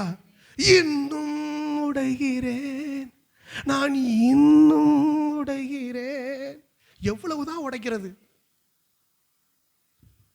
இதுக்கு பேர் ஆனந்த தைலமா? ஆமென். என் இதயம் யாருக்கு தெரியும், என் வேதனை யாருக்கு புரியும், என் கவலை என் சோர்வுகள் யார் என்னை தேற்றக்கூடும், யார் என்னை மங்கி எரியும் விளக்கு. பார்த்தீங்களா? பாட்டு கேட்கும் போதே எப்படி பாட்டு தான் கேட்பாங்க. இந்த மாதிரி பாட்டு தான். அல்லேலூயா ஆமென். ஆனந்த தைலம் வந்துட்டா இந்த மாதிரி பாட்டு என்ன செஞ்சிடும்? போயிடும். அல்லேலூயா. நல்ல கைகளை உயர்த்தி ஒரு ஆமென் சொல்லுங்க. நல்ல சந்தோஷமா, நல்ல உற்சாகமா, நல்ல பாடல்களை கேட்கணும். ஆமென் சொல்லுங்க. அல்லேலூயா ஆமென். துயரத்துக்கு பதிலாக ஆனந்த தைலையும். அதுக்கப்புறம் என்ன ஆவி? இது ஒடுங்கின ஆவி. என்ன செஞ்சிடும்? அது ஒடுக்கிக்கிட்டே வரும். இந்த ஒடுங்கின ஆவி, இந்த ஆவின்னு போட்டிருக்கு பாருங்க, ஸ்பிரிட். இந்த ஆவி என்ன செஞ்சுக்கிட்டு ஒடுக்கிக்கிட்டே இருக்கும். தோத்திரம். எங்கேயாவது ஒரு இடத்துல நம்ம போய் உட்கார சொன்னோம்னா இங்கே மூளையில் போய் உட்காரும். எங்கே உட்காரும்? ஏன் வாங்க வாங்கன்னா எங்கே போய் உட்காரும்? வேண்டாம் வேண்டாம் வேண்டாம். ஏன்? அது ஒடுங்கின ஆவி. கர்த்தர் சொல்லாரு, ஒடுங்கின ஆவிக்கு பதிலாக. அப்போ ஒரு மனுஷனுக்கு இந்த ஒடுங்கின ஆவி எப்போ வருது? அவனுக்கு துக்கம் வருகிற போது, அவனுக்கு கவலை வருகிற போது, அவனுக்குள்ள என்ன ஆவி வந்துருதான்? ஒடுங்கின ஆவி. அல்லேலூயா சொல்லுங்க. கைகளை உயர்த்தி ஒரு அல்லேலூயா சொல்லுங்க. கர்த்தர் சொல்லுகிறார், இன்னைக்கு ஒரு துதியின் உடையை கொடுக்க விரும்புகிறார். கைகளை உயர்த்தி ஒரு ஆமென் சொல்லுங்க. ஆமென். துதியின் உடையை கொடுக்கவும் அவர் என்னை அனுப்பினார். அவர்கள் கர்த்தர் தம்முடைய மகிமைக்கென்று நாட்டின நீதியின் விருட்சங்கள் எனப்படுவார்கள். நல்ல கைகளை உயர்த்தி ஒரு ஆமென் சொல்லுங்க. ஹல்லேலூயா. சபை கவலைப்பட்டுக்கிட்டே இருக்கக்கூடாது. சபையில் எப்போதும் துக்கப்பட்டுக்கிட்டே இருக்கக்கூடாது. குடும்பத்தில் துக்கப்பட்டுக்கிட்டே இருக்கக்கூடாது. குடும்பத்தில் எப்போதும் ஒரு நெகட்டிவான வார்த்தைகளையே வீட்டுக்குள்ளே பேசி நிறைச்சு வைக்கக்கூடாது. ஆமென். எப்போதும் எப்படி இருக்கணும்? நல்ல உற்சாகமாக நல்ல வார்த்தைகளை பேசணும், நல்ல ஆகாரங்களை உண்டாக்கி சாப்பிடணும். ஆமென். சாப்பாடுலாம் சில நேரத்தில் பொங்குறதே இல்லை.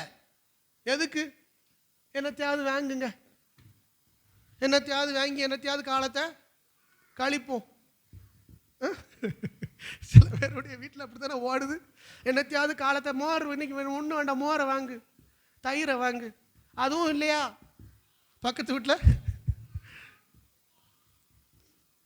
என்னத்தை பொங்கி என்னத்தை சாப்பிட்டு என்னத்தை வீடு வாரத்தில் இவ்வளோ குப்பை.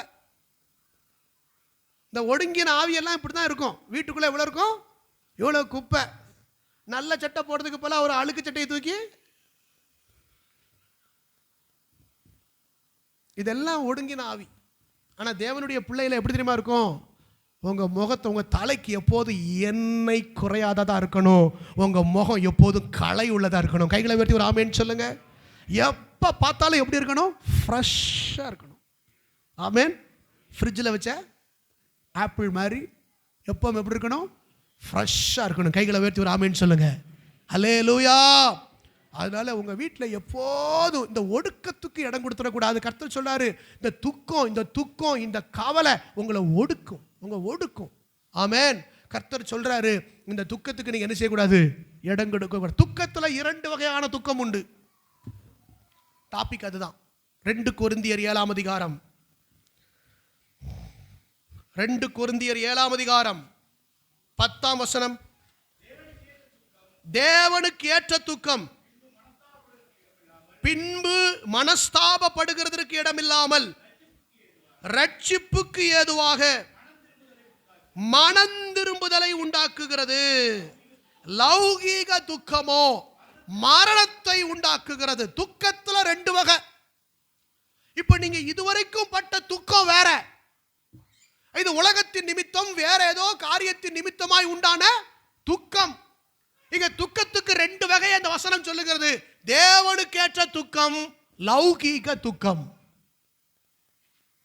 ஒன்னு தேவனுக்கேற்ற துக்கம்னு ஒன்னு இருக்கு, இன்னொன்று உலக பிரகாரமான துக்கம். இந்த தேவனுக்கேற்ற துக்கம் இது என்ன செய்யும் அப்படின்னா, திரும்ப மனஸ்தாபப்படுகிறதுக்கு இடம் இல்லாமல், ஐயோ தப்பு செஞ்சுட்டேனே, ஐயோ அப்படி நடந்துட்டேனே அப்படின்னு சொல்லாம ரட்சிப்புக்கு ஏதுவாய் மனம் திரும்புதலை உண்டாக்குகிறது. இந்த துக்கம் நல்லது. இந்த துக்கம் நல்லது.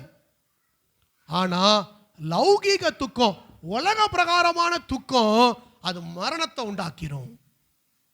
ஆவிக்குரிய மரணத்தை உண்டாக்கிவிடும். கைகளை உயர்த்தி ஒரு ஆமேன்னு சொல்லுங்க. அல்லேலூயா சொல்லுங்க. சரி, இப்ப உங்களை பார்த்தா எல்லாரும் நீங்க துக்கமா இருக்க மாதிரி தான் தெரியுது. இப்ப என்ன துக்கம் இருக்கு? தேவனுக்கு ஏற்ற ஒரு துக்கம் இருக்கா, இல்ல லௌகீக துக்கம் இருக்கா? ஆமென். எல்லாத்துக்கும் உலக பிரகாரமான துக்கம். ஆனால் தேவனுக்கேற்ற துக்கம் என்ன தெரியுமா செய்யுமா? திரும்ப மனஸ்தாபப்படுவதற்கு இடம் இல்லாமல், அப்படின்னா திரும்ப ஐயோ நான் இப்படி செஞ்சுட்டேனே அப்படின்னு சொல்லாத அளவுக்கு நமக்கு ஒரு மனம் திரும்புதலை உண்டாக்கும். கைகளை உயர்த்தி ஒரு ஆமேன்னு சொல்லுங்க. இப்போ எனக்கு வர்ற துக்கம் எது நிமித்தம் தெரியுமா வரணும்? என்ன கர்த்தருக்குள்ள வளர்ப்பதற்கு ஏற்ற துக்கமா இருக்கணும். எனக்குள்ள ஒரு ஆவிக்குரிய வளர்ச்சியை உண்டாக்குவதற்கான ஒரு துக்கமா இருந்துச்சுன்னா அது கரெக்ட். ஆமேன்னு சொல்லுங்க. அல்லேலூயா. எப்படி சின்ன எக்ஸாம்பிள் சொல்றேன். ஐயோ நான் பொய் சொல்லிட்டேனே, ஐயோ நான் பொய் சொல்லிட்டேனே, ஐயோ நான் பொய் சொல்லிட்டேனே, ஐயோ இப்படி சொல்லியிருக்க கூடாது, இப்படி நடந்திருக்க கூடாது அப்படின்னு சொல்லி நான் துக்கப்பட்டோம்னா அது என்ன? எப்படிப்பட்ட துக்கம்? தேவனுக்கு ஏற்ற துக்கம். ஏன்? நான் பொய் சொன்னது தேவனுக்கு விரோதமாய் சொல்லிவிட்டேன், தேவனுடைய வார்த்தைக்கு விரோதமாக பேசிட்டேன். அப்போ இதையோ இந்த துக்கம் என் கர்த்தரை, எனக்குள்ள இருக்கிற ஆவியானவரை துக்கப்படுத்தும். அப்படித்தானே? அல்லேலூயா. போய் துக்கப்படுத்துமா? ஆவியானவரை துக்கப்படுத்துமா? பேசுற வீணான வார்த்தை ஆவியானவரை துக்கப்படுத்துமா? சொல்லுங்கள். என்ன கொஞ்சம் ஆமேன்னு சொல்லுங்க. துக்கப்படுத்தும்.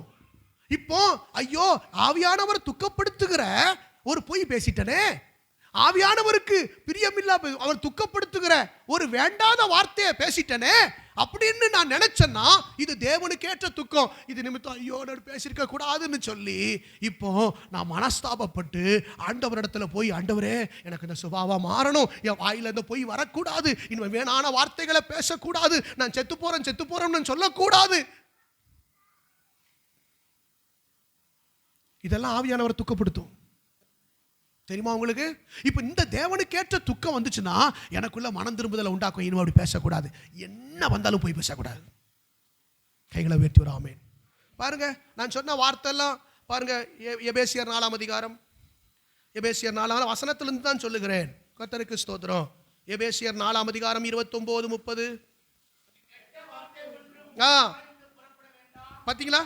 கெட்ட வார்த்தை ஒன்றும் உங்கள் வாயிலிருந்து. நான் சொன்னேன் கெட்ட வார்த்தைன்னா என்ன?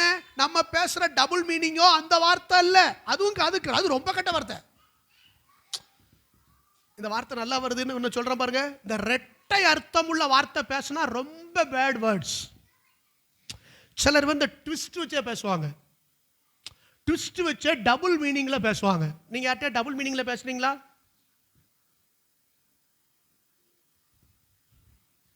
எல்லாத்துக்கும் புரியுது இல்ல டபுள் மீனிங்னா என்னதுன்னு?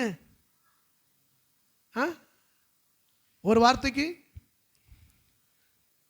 எக்ஸ்பர்ட் ஒருத்தர் இருந்தார், ஒருத்தர் டபுள் மீனிங்ல பேசுறதுக்கு. அவர் இப்ப இல்ல, முன்னாள் முதலமைச்சர். சில பேருக்கு புரியுது, புரிஞ்சவங்க மட்டும் ஒரு கை கொடுத்து பார்ப்போம். ஒருத்தர் 2 பேருக்கு புரிஞ்சிருக்கு, 3 பேருக்கு. ஒருத்தர் வல்லவர் முதலமைச்சர் டபுள் மீனிங்ல பேசுவதற்கு. அவர் இப்ப இல்ல. சரியா? உங்களுக்கு புரியுதல பிரதர்? அல்லேலூயா, கர்த்தருக்கு ஸ்தோத்திரம். நீங்க எப்படி பேசுறீங்களா? நீங்க எப்படி பேசுறோம்? கர்த்தர் சொல்ல கெட்ட வார்த்தை ரொம்ப பேட் வேர்ட்ஸ். ஆமென் சொல்லுங்க. ஆமென். அந்த வார்த்தை யாராவது குற்றம் கண்டுபிடிக்க ஆரம்பிச்சா நான் அப்படி சொல்லலன்னு இப்படி மாத்திக்கலாம். அந்த வார்த்தையை ஐயோ என்ன இப்படி பேசிட்டீங்க, நான் அப்படி சொல்லவில்லை இப்படி சொன்னேன் அப்படின்னு மாத்திக்கிடலாம். அதுக்கு 2 அர்த்தத்தை வச்சுக்கலாம். நான் சொல்றேன் இப்படிலாம் ட்விஸ்ட் வச்சு பேசாதீங்க. அல்லேலூயா. இந்த மாதிரி தந்திரமா பேசுற காரியங்கள் எல்லாம் ஆவியானவருக்கு என்ன செய்யாது? பிடிக்காது. ஆமென். கெட்ட வார்த்தை ஒன்றும் உங்கள் வாயிலிருந்து. ஆமென். அதுக்கப்புறம் நல்ல வார்த்தை உண்டானால் அதையே கேட்கிறவர்களுக்கு பிரயோஜனம் உண்டாகும்படி நல்ல வார்த்தை உண்டானால் பேசுங்கள். ஆமென். இந்த வார்த்தையை சொல்லுகிறதுக்கு முன்னால அவர் என்ன தெரியுமா சொல்றாரு பாருங்க, 25 வாசிங்க.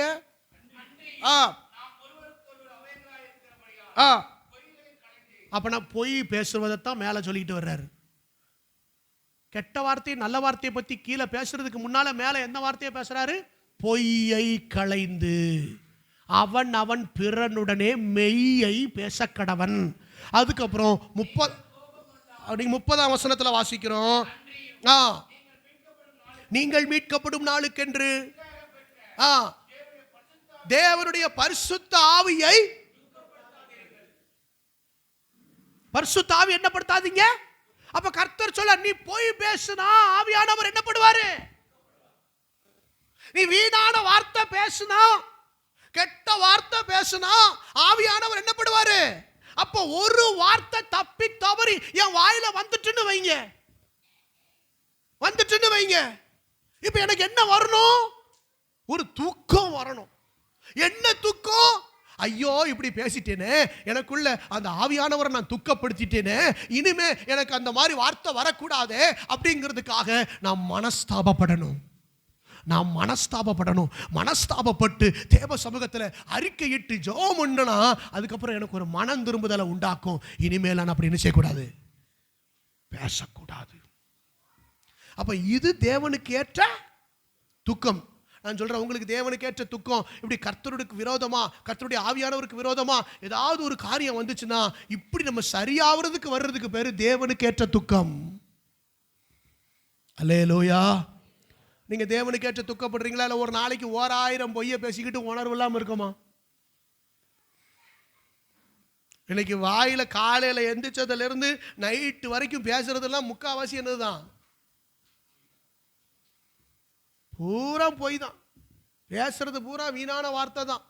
அதனால ஒரு பிரயோஜனமும் யாருக்கும் இல்லை. சொன்ன வார்த்தையே repeat repeat repeat repeat repeat repeat repeat repeat, சொன்னதையே திரும்ப திரும்ப திரும்ப திரும்ப திரும்ப திரும்ப சில சொல்லிட்டே இருப்பாங்க தெரியுமா, ரிப்பீட்டட். இதெல்லாம் தேவனை சந்தோஷப்படுத்தாது, தேவனை சந்தோஷப்படுத்தாது, பரிசுத்த ஆவியானவரை துக்கப்படுத்தும். நான் சொல்றேன், நீங்க பேசுற வார்த்தை உங்க வீடுகளுக்குள் நிறைந்திருப்பது மாத்திரமல்ல, நீங்க பேசுகிற வார்த்தை ஆவியானவரை சந்தோஷப்படுத்துகிறதா துக்கப்படுத்துகிறதா? ஆமென். நான் சொல்றேன், தேவனுக்கு ஏற்ற துக்கம், பின்பு மனஸ்தாபப்படாமல். இந்த பின்பு மனஸ்தாபப்பட்டது யாரு தெரியுமா? பேதுரு. பேதுரு, அல்லேலூயா. ஆனா அவன் மனஸ்தாபப்பட்டான், அவன் துக்கம் அடைந்தான். கர்த்தர் அவனுக்கு ஒரு மனம் திரும்புதலை கொடுத்தார். கைகளை வெட்டி ஒரு ஆமென் சொல்லுங்க. மத்தேயு எழுதின சுவிசேஷம் 26ஆம் அதிகாரம் கடைசி வசனம். மத்தேயு 26 கடைசி வசனம். அப்பொழுது பேதுரு சேவல் கூவுகிறதற்கு முன்னே நீ என்னை 3 தரம் மறுதலிப்பாய் என்று இயேசு தன்னிடத்தில் சொன்ன வசனத்தை நினைத்து கொண்டு வெளியே போய் மனங்கசந்து அழுதான். யார் சொன்னதை நினைச்சு அழுதான்? இயேசு தனக்கு சொன்னதை நினைத்து. ஏன்னா இயேசு சொன்னாரு, இன்றைக்கு சேவல் 2 தரம் கூவுகிறதுக்கு முன்னே நீ 3 தரம் என்னை மறுதலிப்பாய். இப்போ அதையெல்லாம் மறந்துட்டான். ஒரு நிமிஷத்துல போய் சபிக்கவும் சத்தியம் பண்ணவும் தொடங்கினான், நிறைஞ்சிட்டான். அதுக்கப்புறம் ஆண்டவர் அந்த சிலுவையில் அவர் இழுத்துக்கொண்டப்படும் ஒரு பார்வை பார்த்தார் பாருங்க. அந்த பார்வை பார்த்த பிறகு இவனுக்கு உணர்வு வருது. உணர்வு வந்து அவன் சொல்றான், ஐயோ, இயேசு தன்னிடத்தில் சொன்ன வசனத்தை நினைத்து கொண்டு. அந்த வார்த்தை கொஞ்சம் அண்டர்லைன் பண்ணுங்க. இயேசு தன்னிடத்தில் சொன்ன வசனத்தை நினைத்து கொண்டு. நல்லா கவனிங்க. அது வரைக்கும் அவனுக்கு மறந்து போச்சு.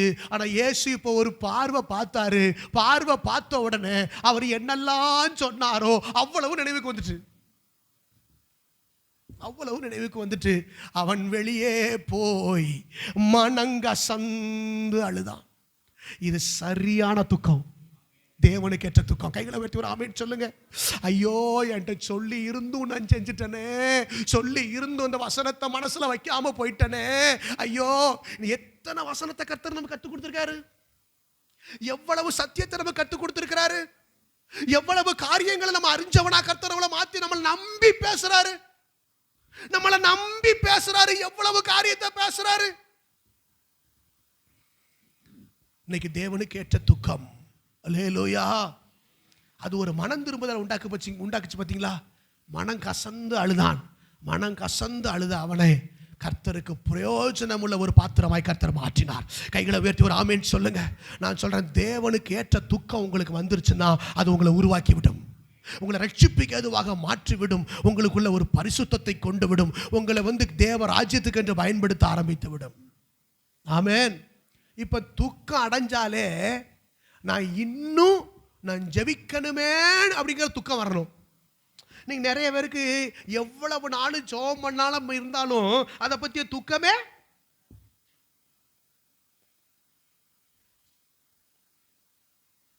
பார்த்தீங்களா?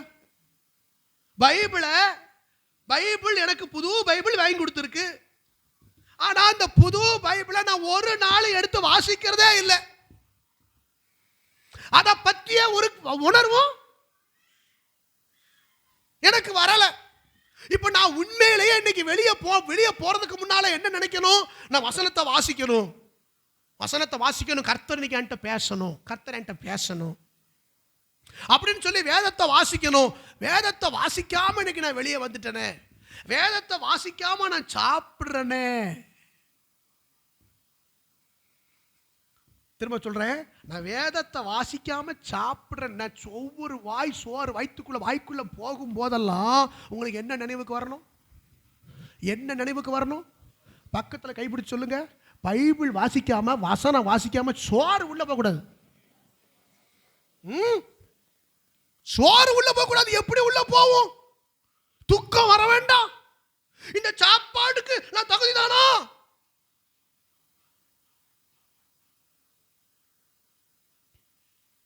மனுஷன் அப்பத்தினாலே மாத்திரமல்ல, தேவனுடைய வாயிலிருந்து புறப்படுகிற ஒவ்வொரு வார்த்தை. துக்கப்படுறீங்களா நீங்க? பைபிள் உங்க கைகள்ல இவ்வளவு பொக்கிஷத்தை கொடுத்திருக்காரு, நீங்க நான் வாசிக்காம பத்திரமா அப்படியே வச்சிருக்கேன், இது வரைக்கும் ஒரு தடவை கூட இந்த பைபிளை வாசிச்சு முடிக்கலையே அப்படின்னு சொன்னா துக்கப்படலையா?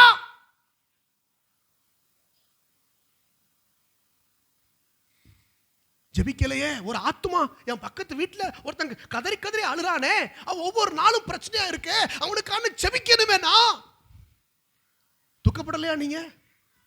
ஆண்டவர் திறப்புல நிற்கிற ஒரு மனுஷன் என்ன செய்றாரு? தேடாரு. யாராவது ஒருத்தன் ஜெபிச்சிருவானா நான் காப்பாத்திடுவேன். ஜெபிக்க வேண்டிய நீங்கள், அபிஷேகம் பெற்ற நீங்கள், இன்னைக்கு தேவனுக்கு ஏற்ற துக்கம் என்ன செய்யல? வரல. 1000 குறை சொல்றதுக்கு ரெடியா இருக்கும். 1000 குறை சொல்றதுக்கு ரெடியா இருக்கும். அல்லேலூயா. தேவனுக்கு ஏற்ற துக்கம் அடையணுங்க.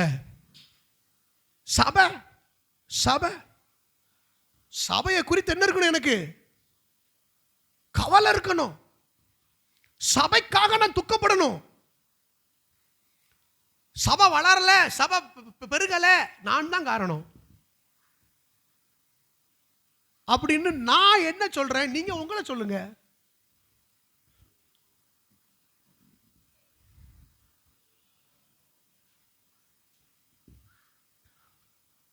இன்னொருத்தரை பிளேம் பண்றதுக்கு இல்ல, இன்னொருத்தரை பிளேம் பண்றதுக்கு இல்ல. என்னால என் சபைக்கு என்ன லாபம்? என்னால என் சபைக்கு முன்னேற்றமா பின்னடைவா? என்னால சபைக்கு முன்னேற்றமா பின்னடைவா? யோசிங்க, யோசிங்க. நல்லா கவனிச்சுக்கோங்க, நல்லா கவனிச்சுக்கோங்க. சில நேரங்களில் சிலருடைய சின்ன சின்ன அசைவும் சின்ன சின்ன காரியங்களும் சபையில பின்னடைவை உண்டாக்கும். ஆகான் என்பவன் ஒருவன் தான். ஆனா யோசுவா கைப்பற்றி கொள்ள வேண்டிய, சுதந்திரிக்க வேண்டிய ஆயி பட்டணத்துல தோத்து போய் பின்னடைஞ்சு வெளியே வந்தான் ஒருத்தன்.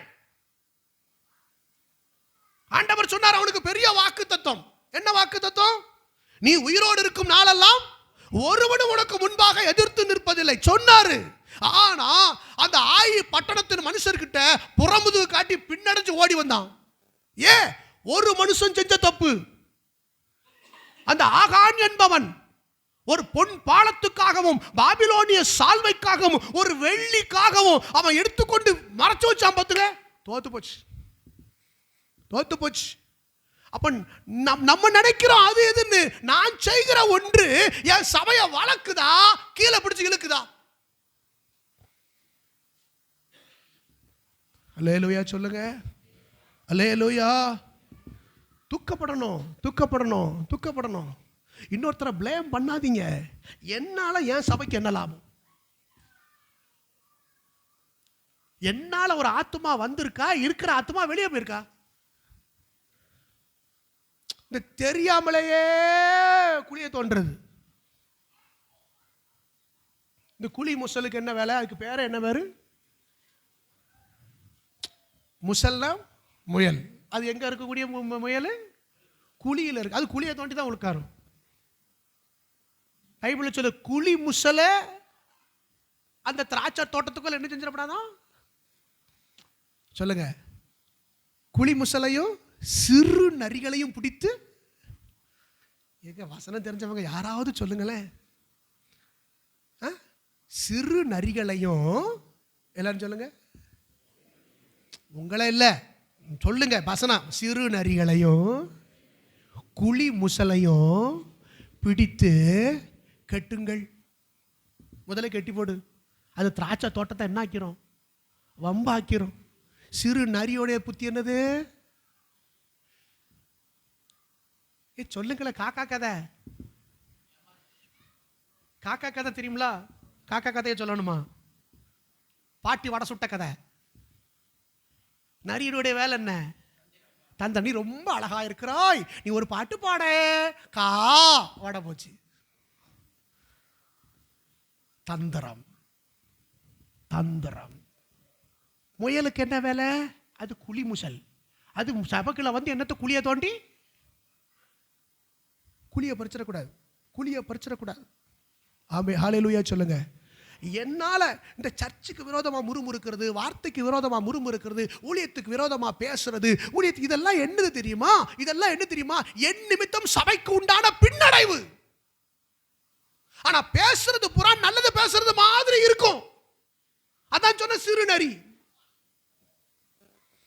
தயவு செய்து சொல்றேன், தேவனுக்கு ஏற்ற துக்கம் அடையணும். கைகளை உயர்த்தி ஒரு ஆமென் சொல்லுங்க. நீங்க பேசுற ஒவ்வொரு வார்த்தையும் என் சபைக்கு அது என்னச்சுது? ஒரு பின்னடைவை உண்டாக்குது. ஒரு பின்னடைவை உண்டாக்குது.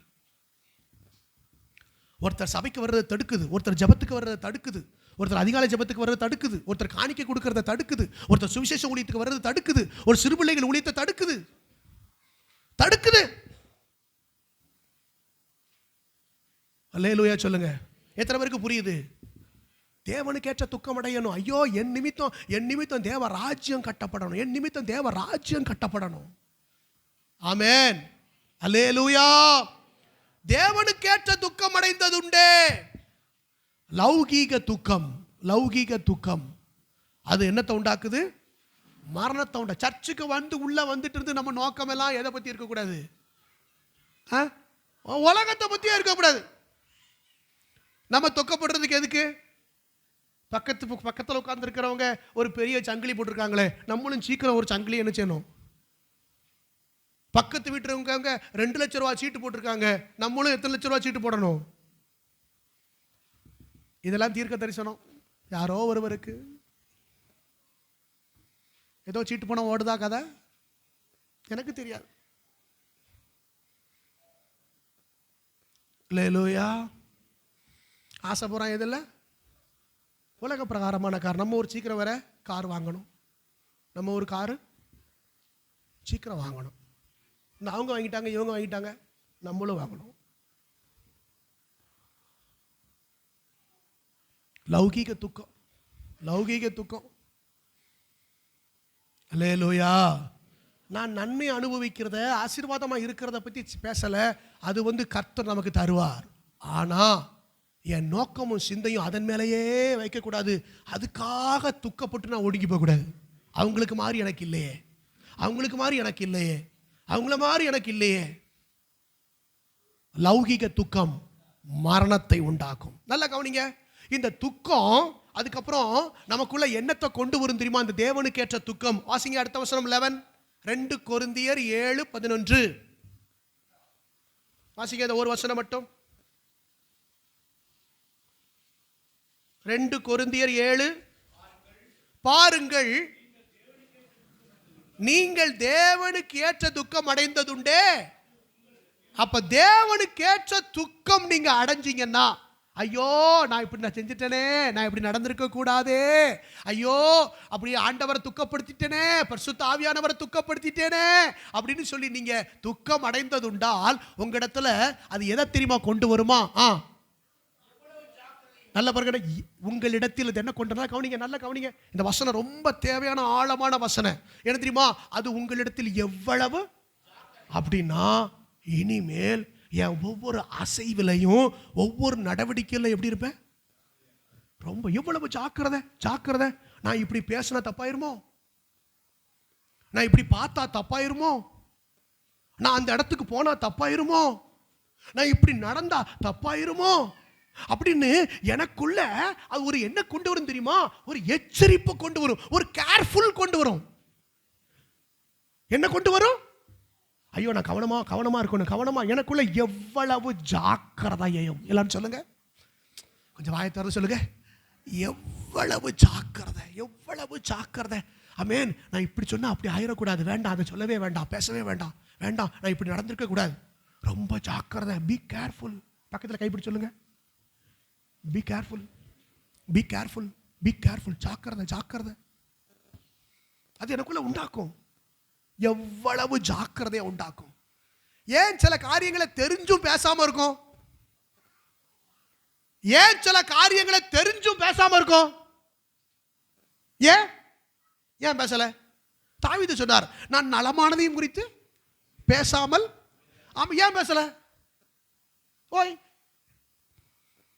ஏன் அவன் சொல்றான், ஏன் என் நாவு என் வாய் மீறாதபடிக்கு நான் தீர்மானம் பண்ணினேன். ஏன் தெரியுமா? நான் ஒன்று சொல்ல போய் அது வேற விதமா ஆயிடு. அப்படி ஒரு பிரச்சனை வர்றதை விட க்ளோஸ் யுவர் மவுத். கைகளை வச்சு ராமேன்னு சொல்லுங்க. இப்போ நான் நலமானதை கூட பேசாம எப்படி இருக்கேன் தம்பி?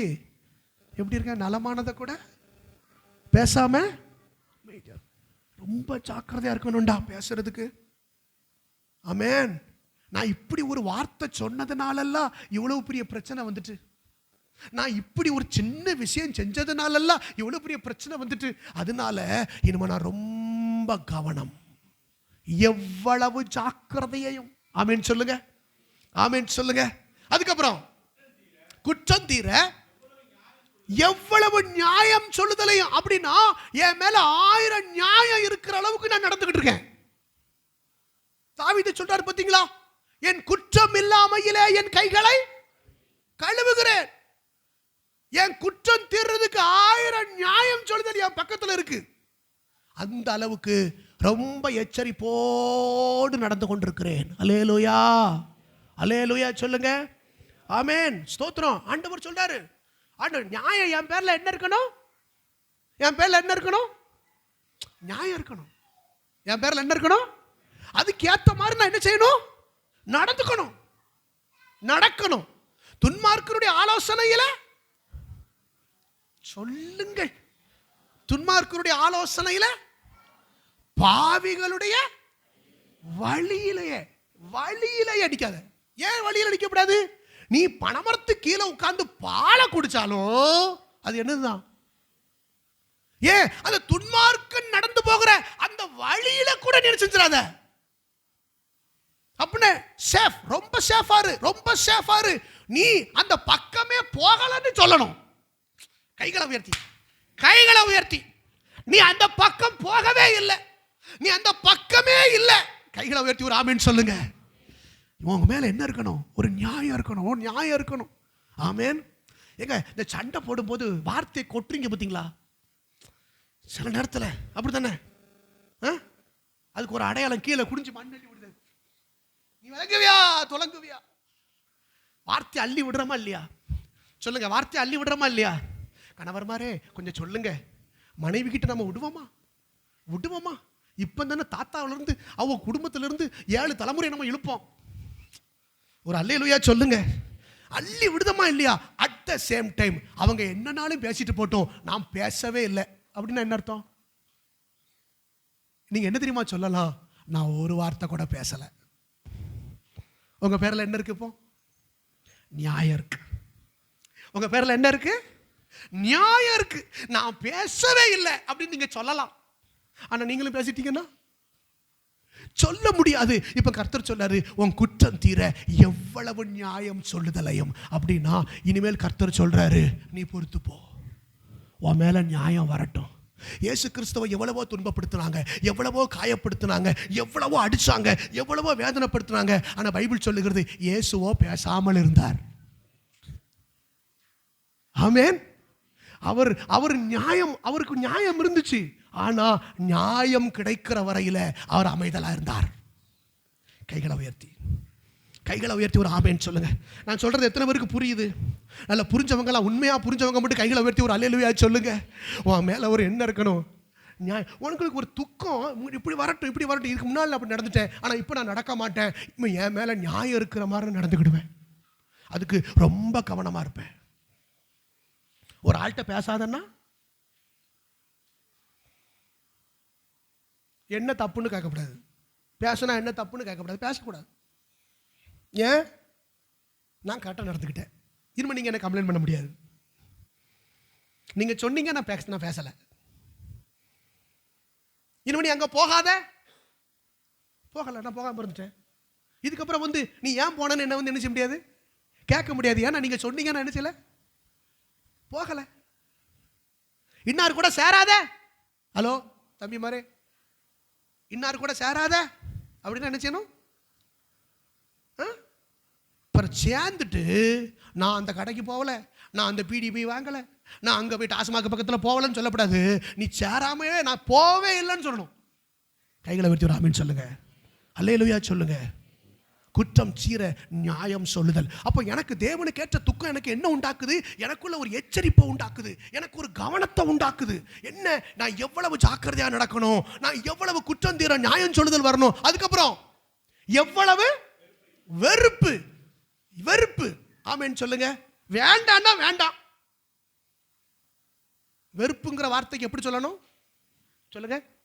நீங்க சொல்லுங்களேன், நான் சொன்னா உங்களுக்கு நல்லா இருக்காது. நீங்களே சொல்லுங்க. வேண்டாம்னா பார்த்து மெதுவாக சொல்லுங்க, பல்லுகள் உளுந்துற போகுது. லூயா. வேண்டான்னா சொல்ல மாட்டேங்கல, ரொம்ப வேணும்னு நிறைய வச்சிருக்கல. அப்போ வேண்டான்னா அந்த விஜய் படம் வேண்டான்னா வேண்டாம், அப்படிதானே? ஆமென். அந்த போன் கால் பேச வேண்டான்னா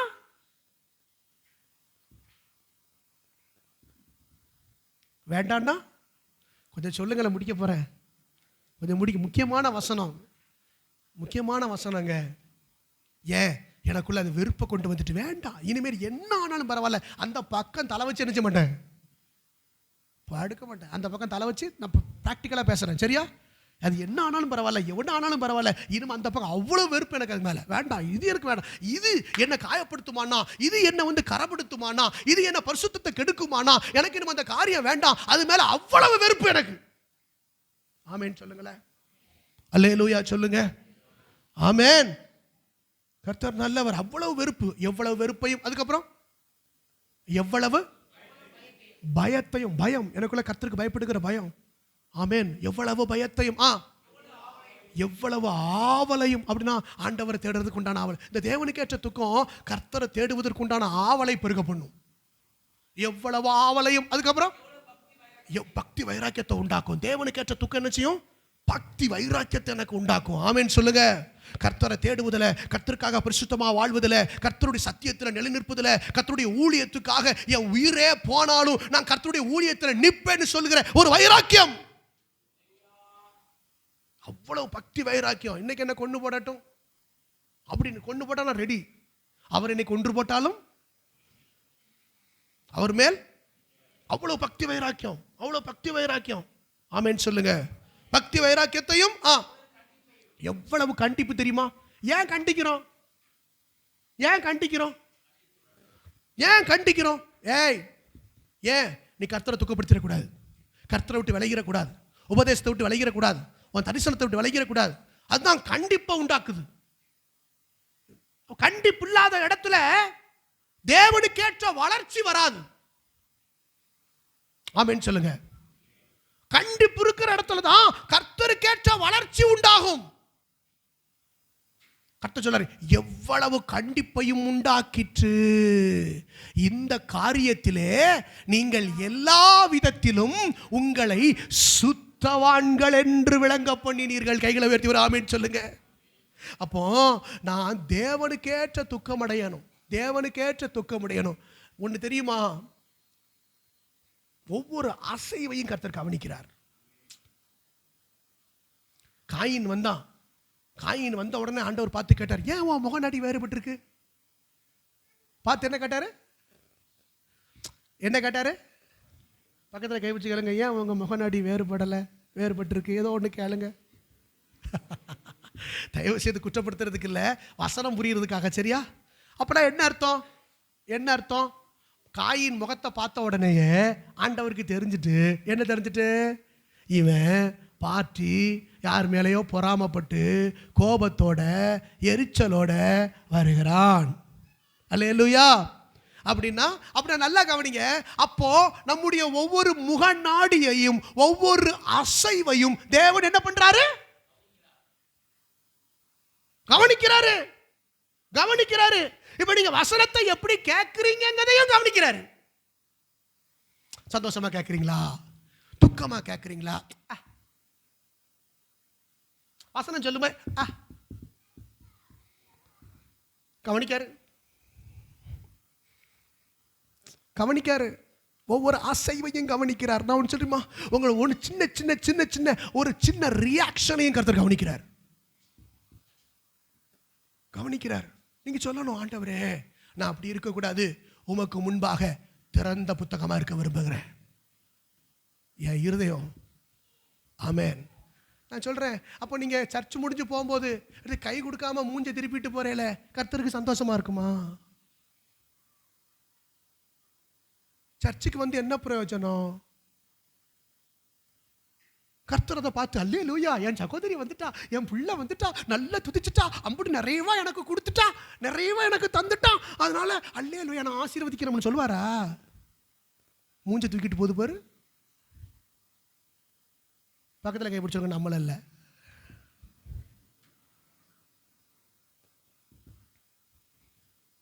ஏன் முகநாடி வேறுபடுது? ஒவ்வொரு அசைவையும் கர்த்தர் பார்க்கிறார். சொல்லணே, நீங்க உண்மையிலேயே என்ன நினைக்கணும் தெரியுமா? ஐயோ நான் இப்படி இருக்கிறேனே, என்னால் மாற்ற முடியலையே, என்னால் எல்லாரையும் நேசிக்க முடியலையே, என்னால் எல்லாரையும் மன்னிக்க முடியலையே, எனக்கு அந்த பலன் இல்லையே, ஆண்டவரே எனக்கு அந்த கிருபையை தாங்கப்பா, நான் அப்படி இருக்கக்கூடாது, உங்க தேவ அன்பை என் இருதயத்துக்குள்ள ஊற்றுங்க அப்படின்னு சொல்லி நீங்கள் நானும் தேவனுக்கேற்ற துக்கம் அடைந்து காதாரி ஜபிக்கணும். இது ரட்சிப்புக்கு எதுவாக உங்களை என்னையும் மாற்றும். கைகளை வெட்டி ஒரு ஆமீன் சொல்லுங்க. இப்ப கர்த்தர் சொல்றாரு, இப்போ கை சலித்து போக காரணம் என்ன? உன் முழங்கால்கள் தள்ளாடுறதுக்கு காரணம் என்ன?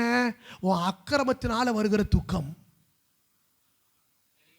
அக்கிரமத்தினால வருகிற துக்கம். எதெல்லாம் அக்கிரமம், எதெல்லாம் பரிசுத்த ஆவியானவரை சந்தோஷப்படுத்தலையோ அதெல்லாம் என்னதான்? என்னுடைய சின்ன சின்ன அசைவும் என் கர்த்தரை துக்கப்படுத்துமானா? என் சின்ன சின்ன வார்த்தையும் கர்த்தரை துக்கப்படுத்துமானா? நான் என்ன செய்வேன்? அந்த அப்படிப்பட்டவனா நான் இருக்கக்கூடாது. நான் தேவனுக்கேற்ற துக்கம் இன்னைக்கு வரணுங்க. முக துக்கத்தினாலே இருதயம் சீர்படும். உலக பிரகாரமான காரியத்துக்கு என்ன சின்ன கணப்படுத்தலை, என்ன விசாரிக்கலை, என்ன கூப்பிடலை, என்ன வான்னு கேட்கல, என் பேரை பத்திரிக்கையில் போடலை, நான் எனக்கு யாருமே இல்லை, இதெல்லாம் ஒரு லௌகிக துக்கம்.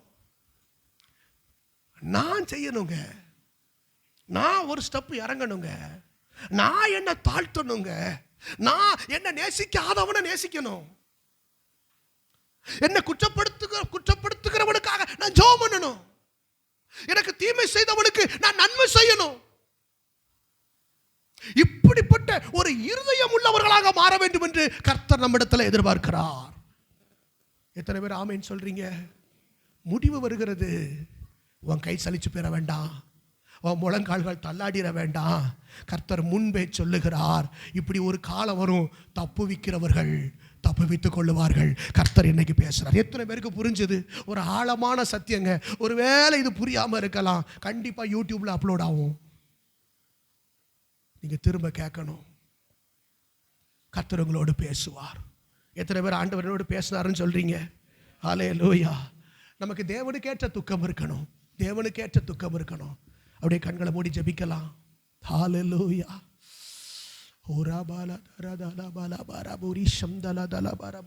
பரிசுத்த ஆவியானவரே உம்மை உயர்த்துகிறோம். நன்றி ஆண்டவரே. ஹல்லேலூயா. கடந்ததை நினைத்து கலங்காதே, நடந்ததை மறந்துவிடு.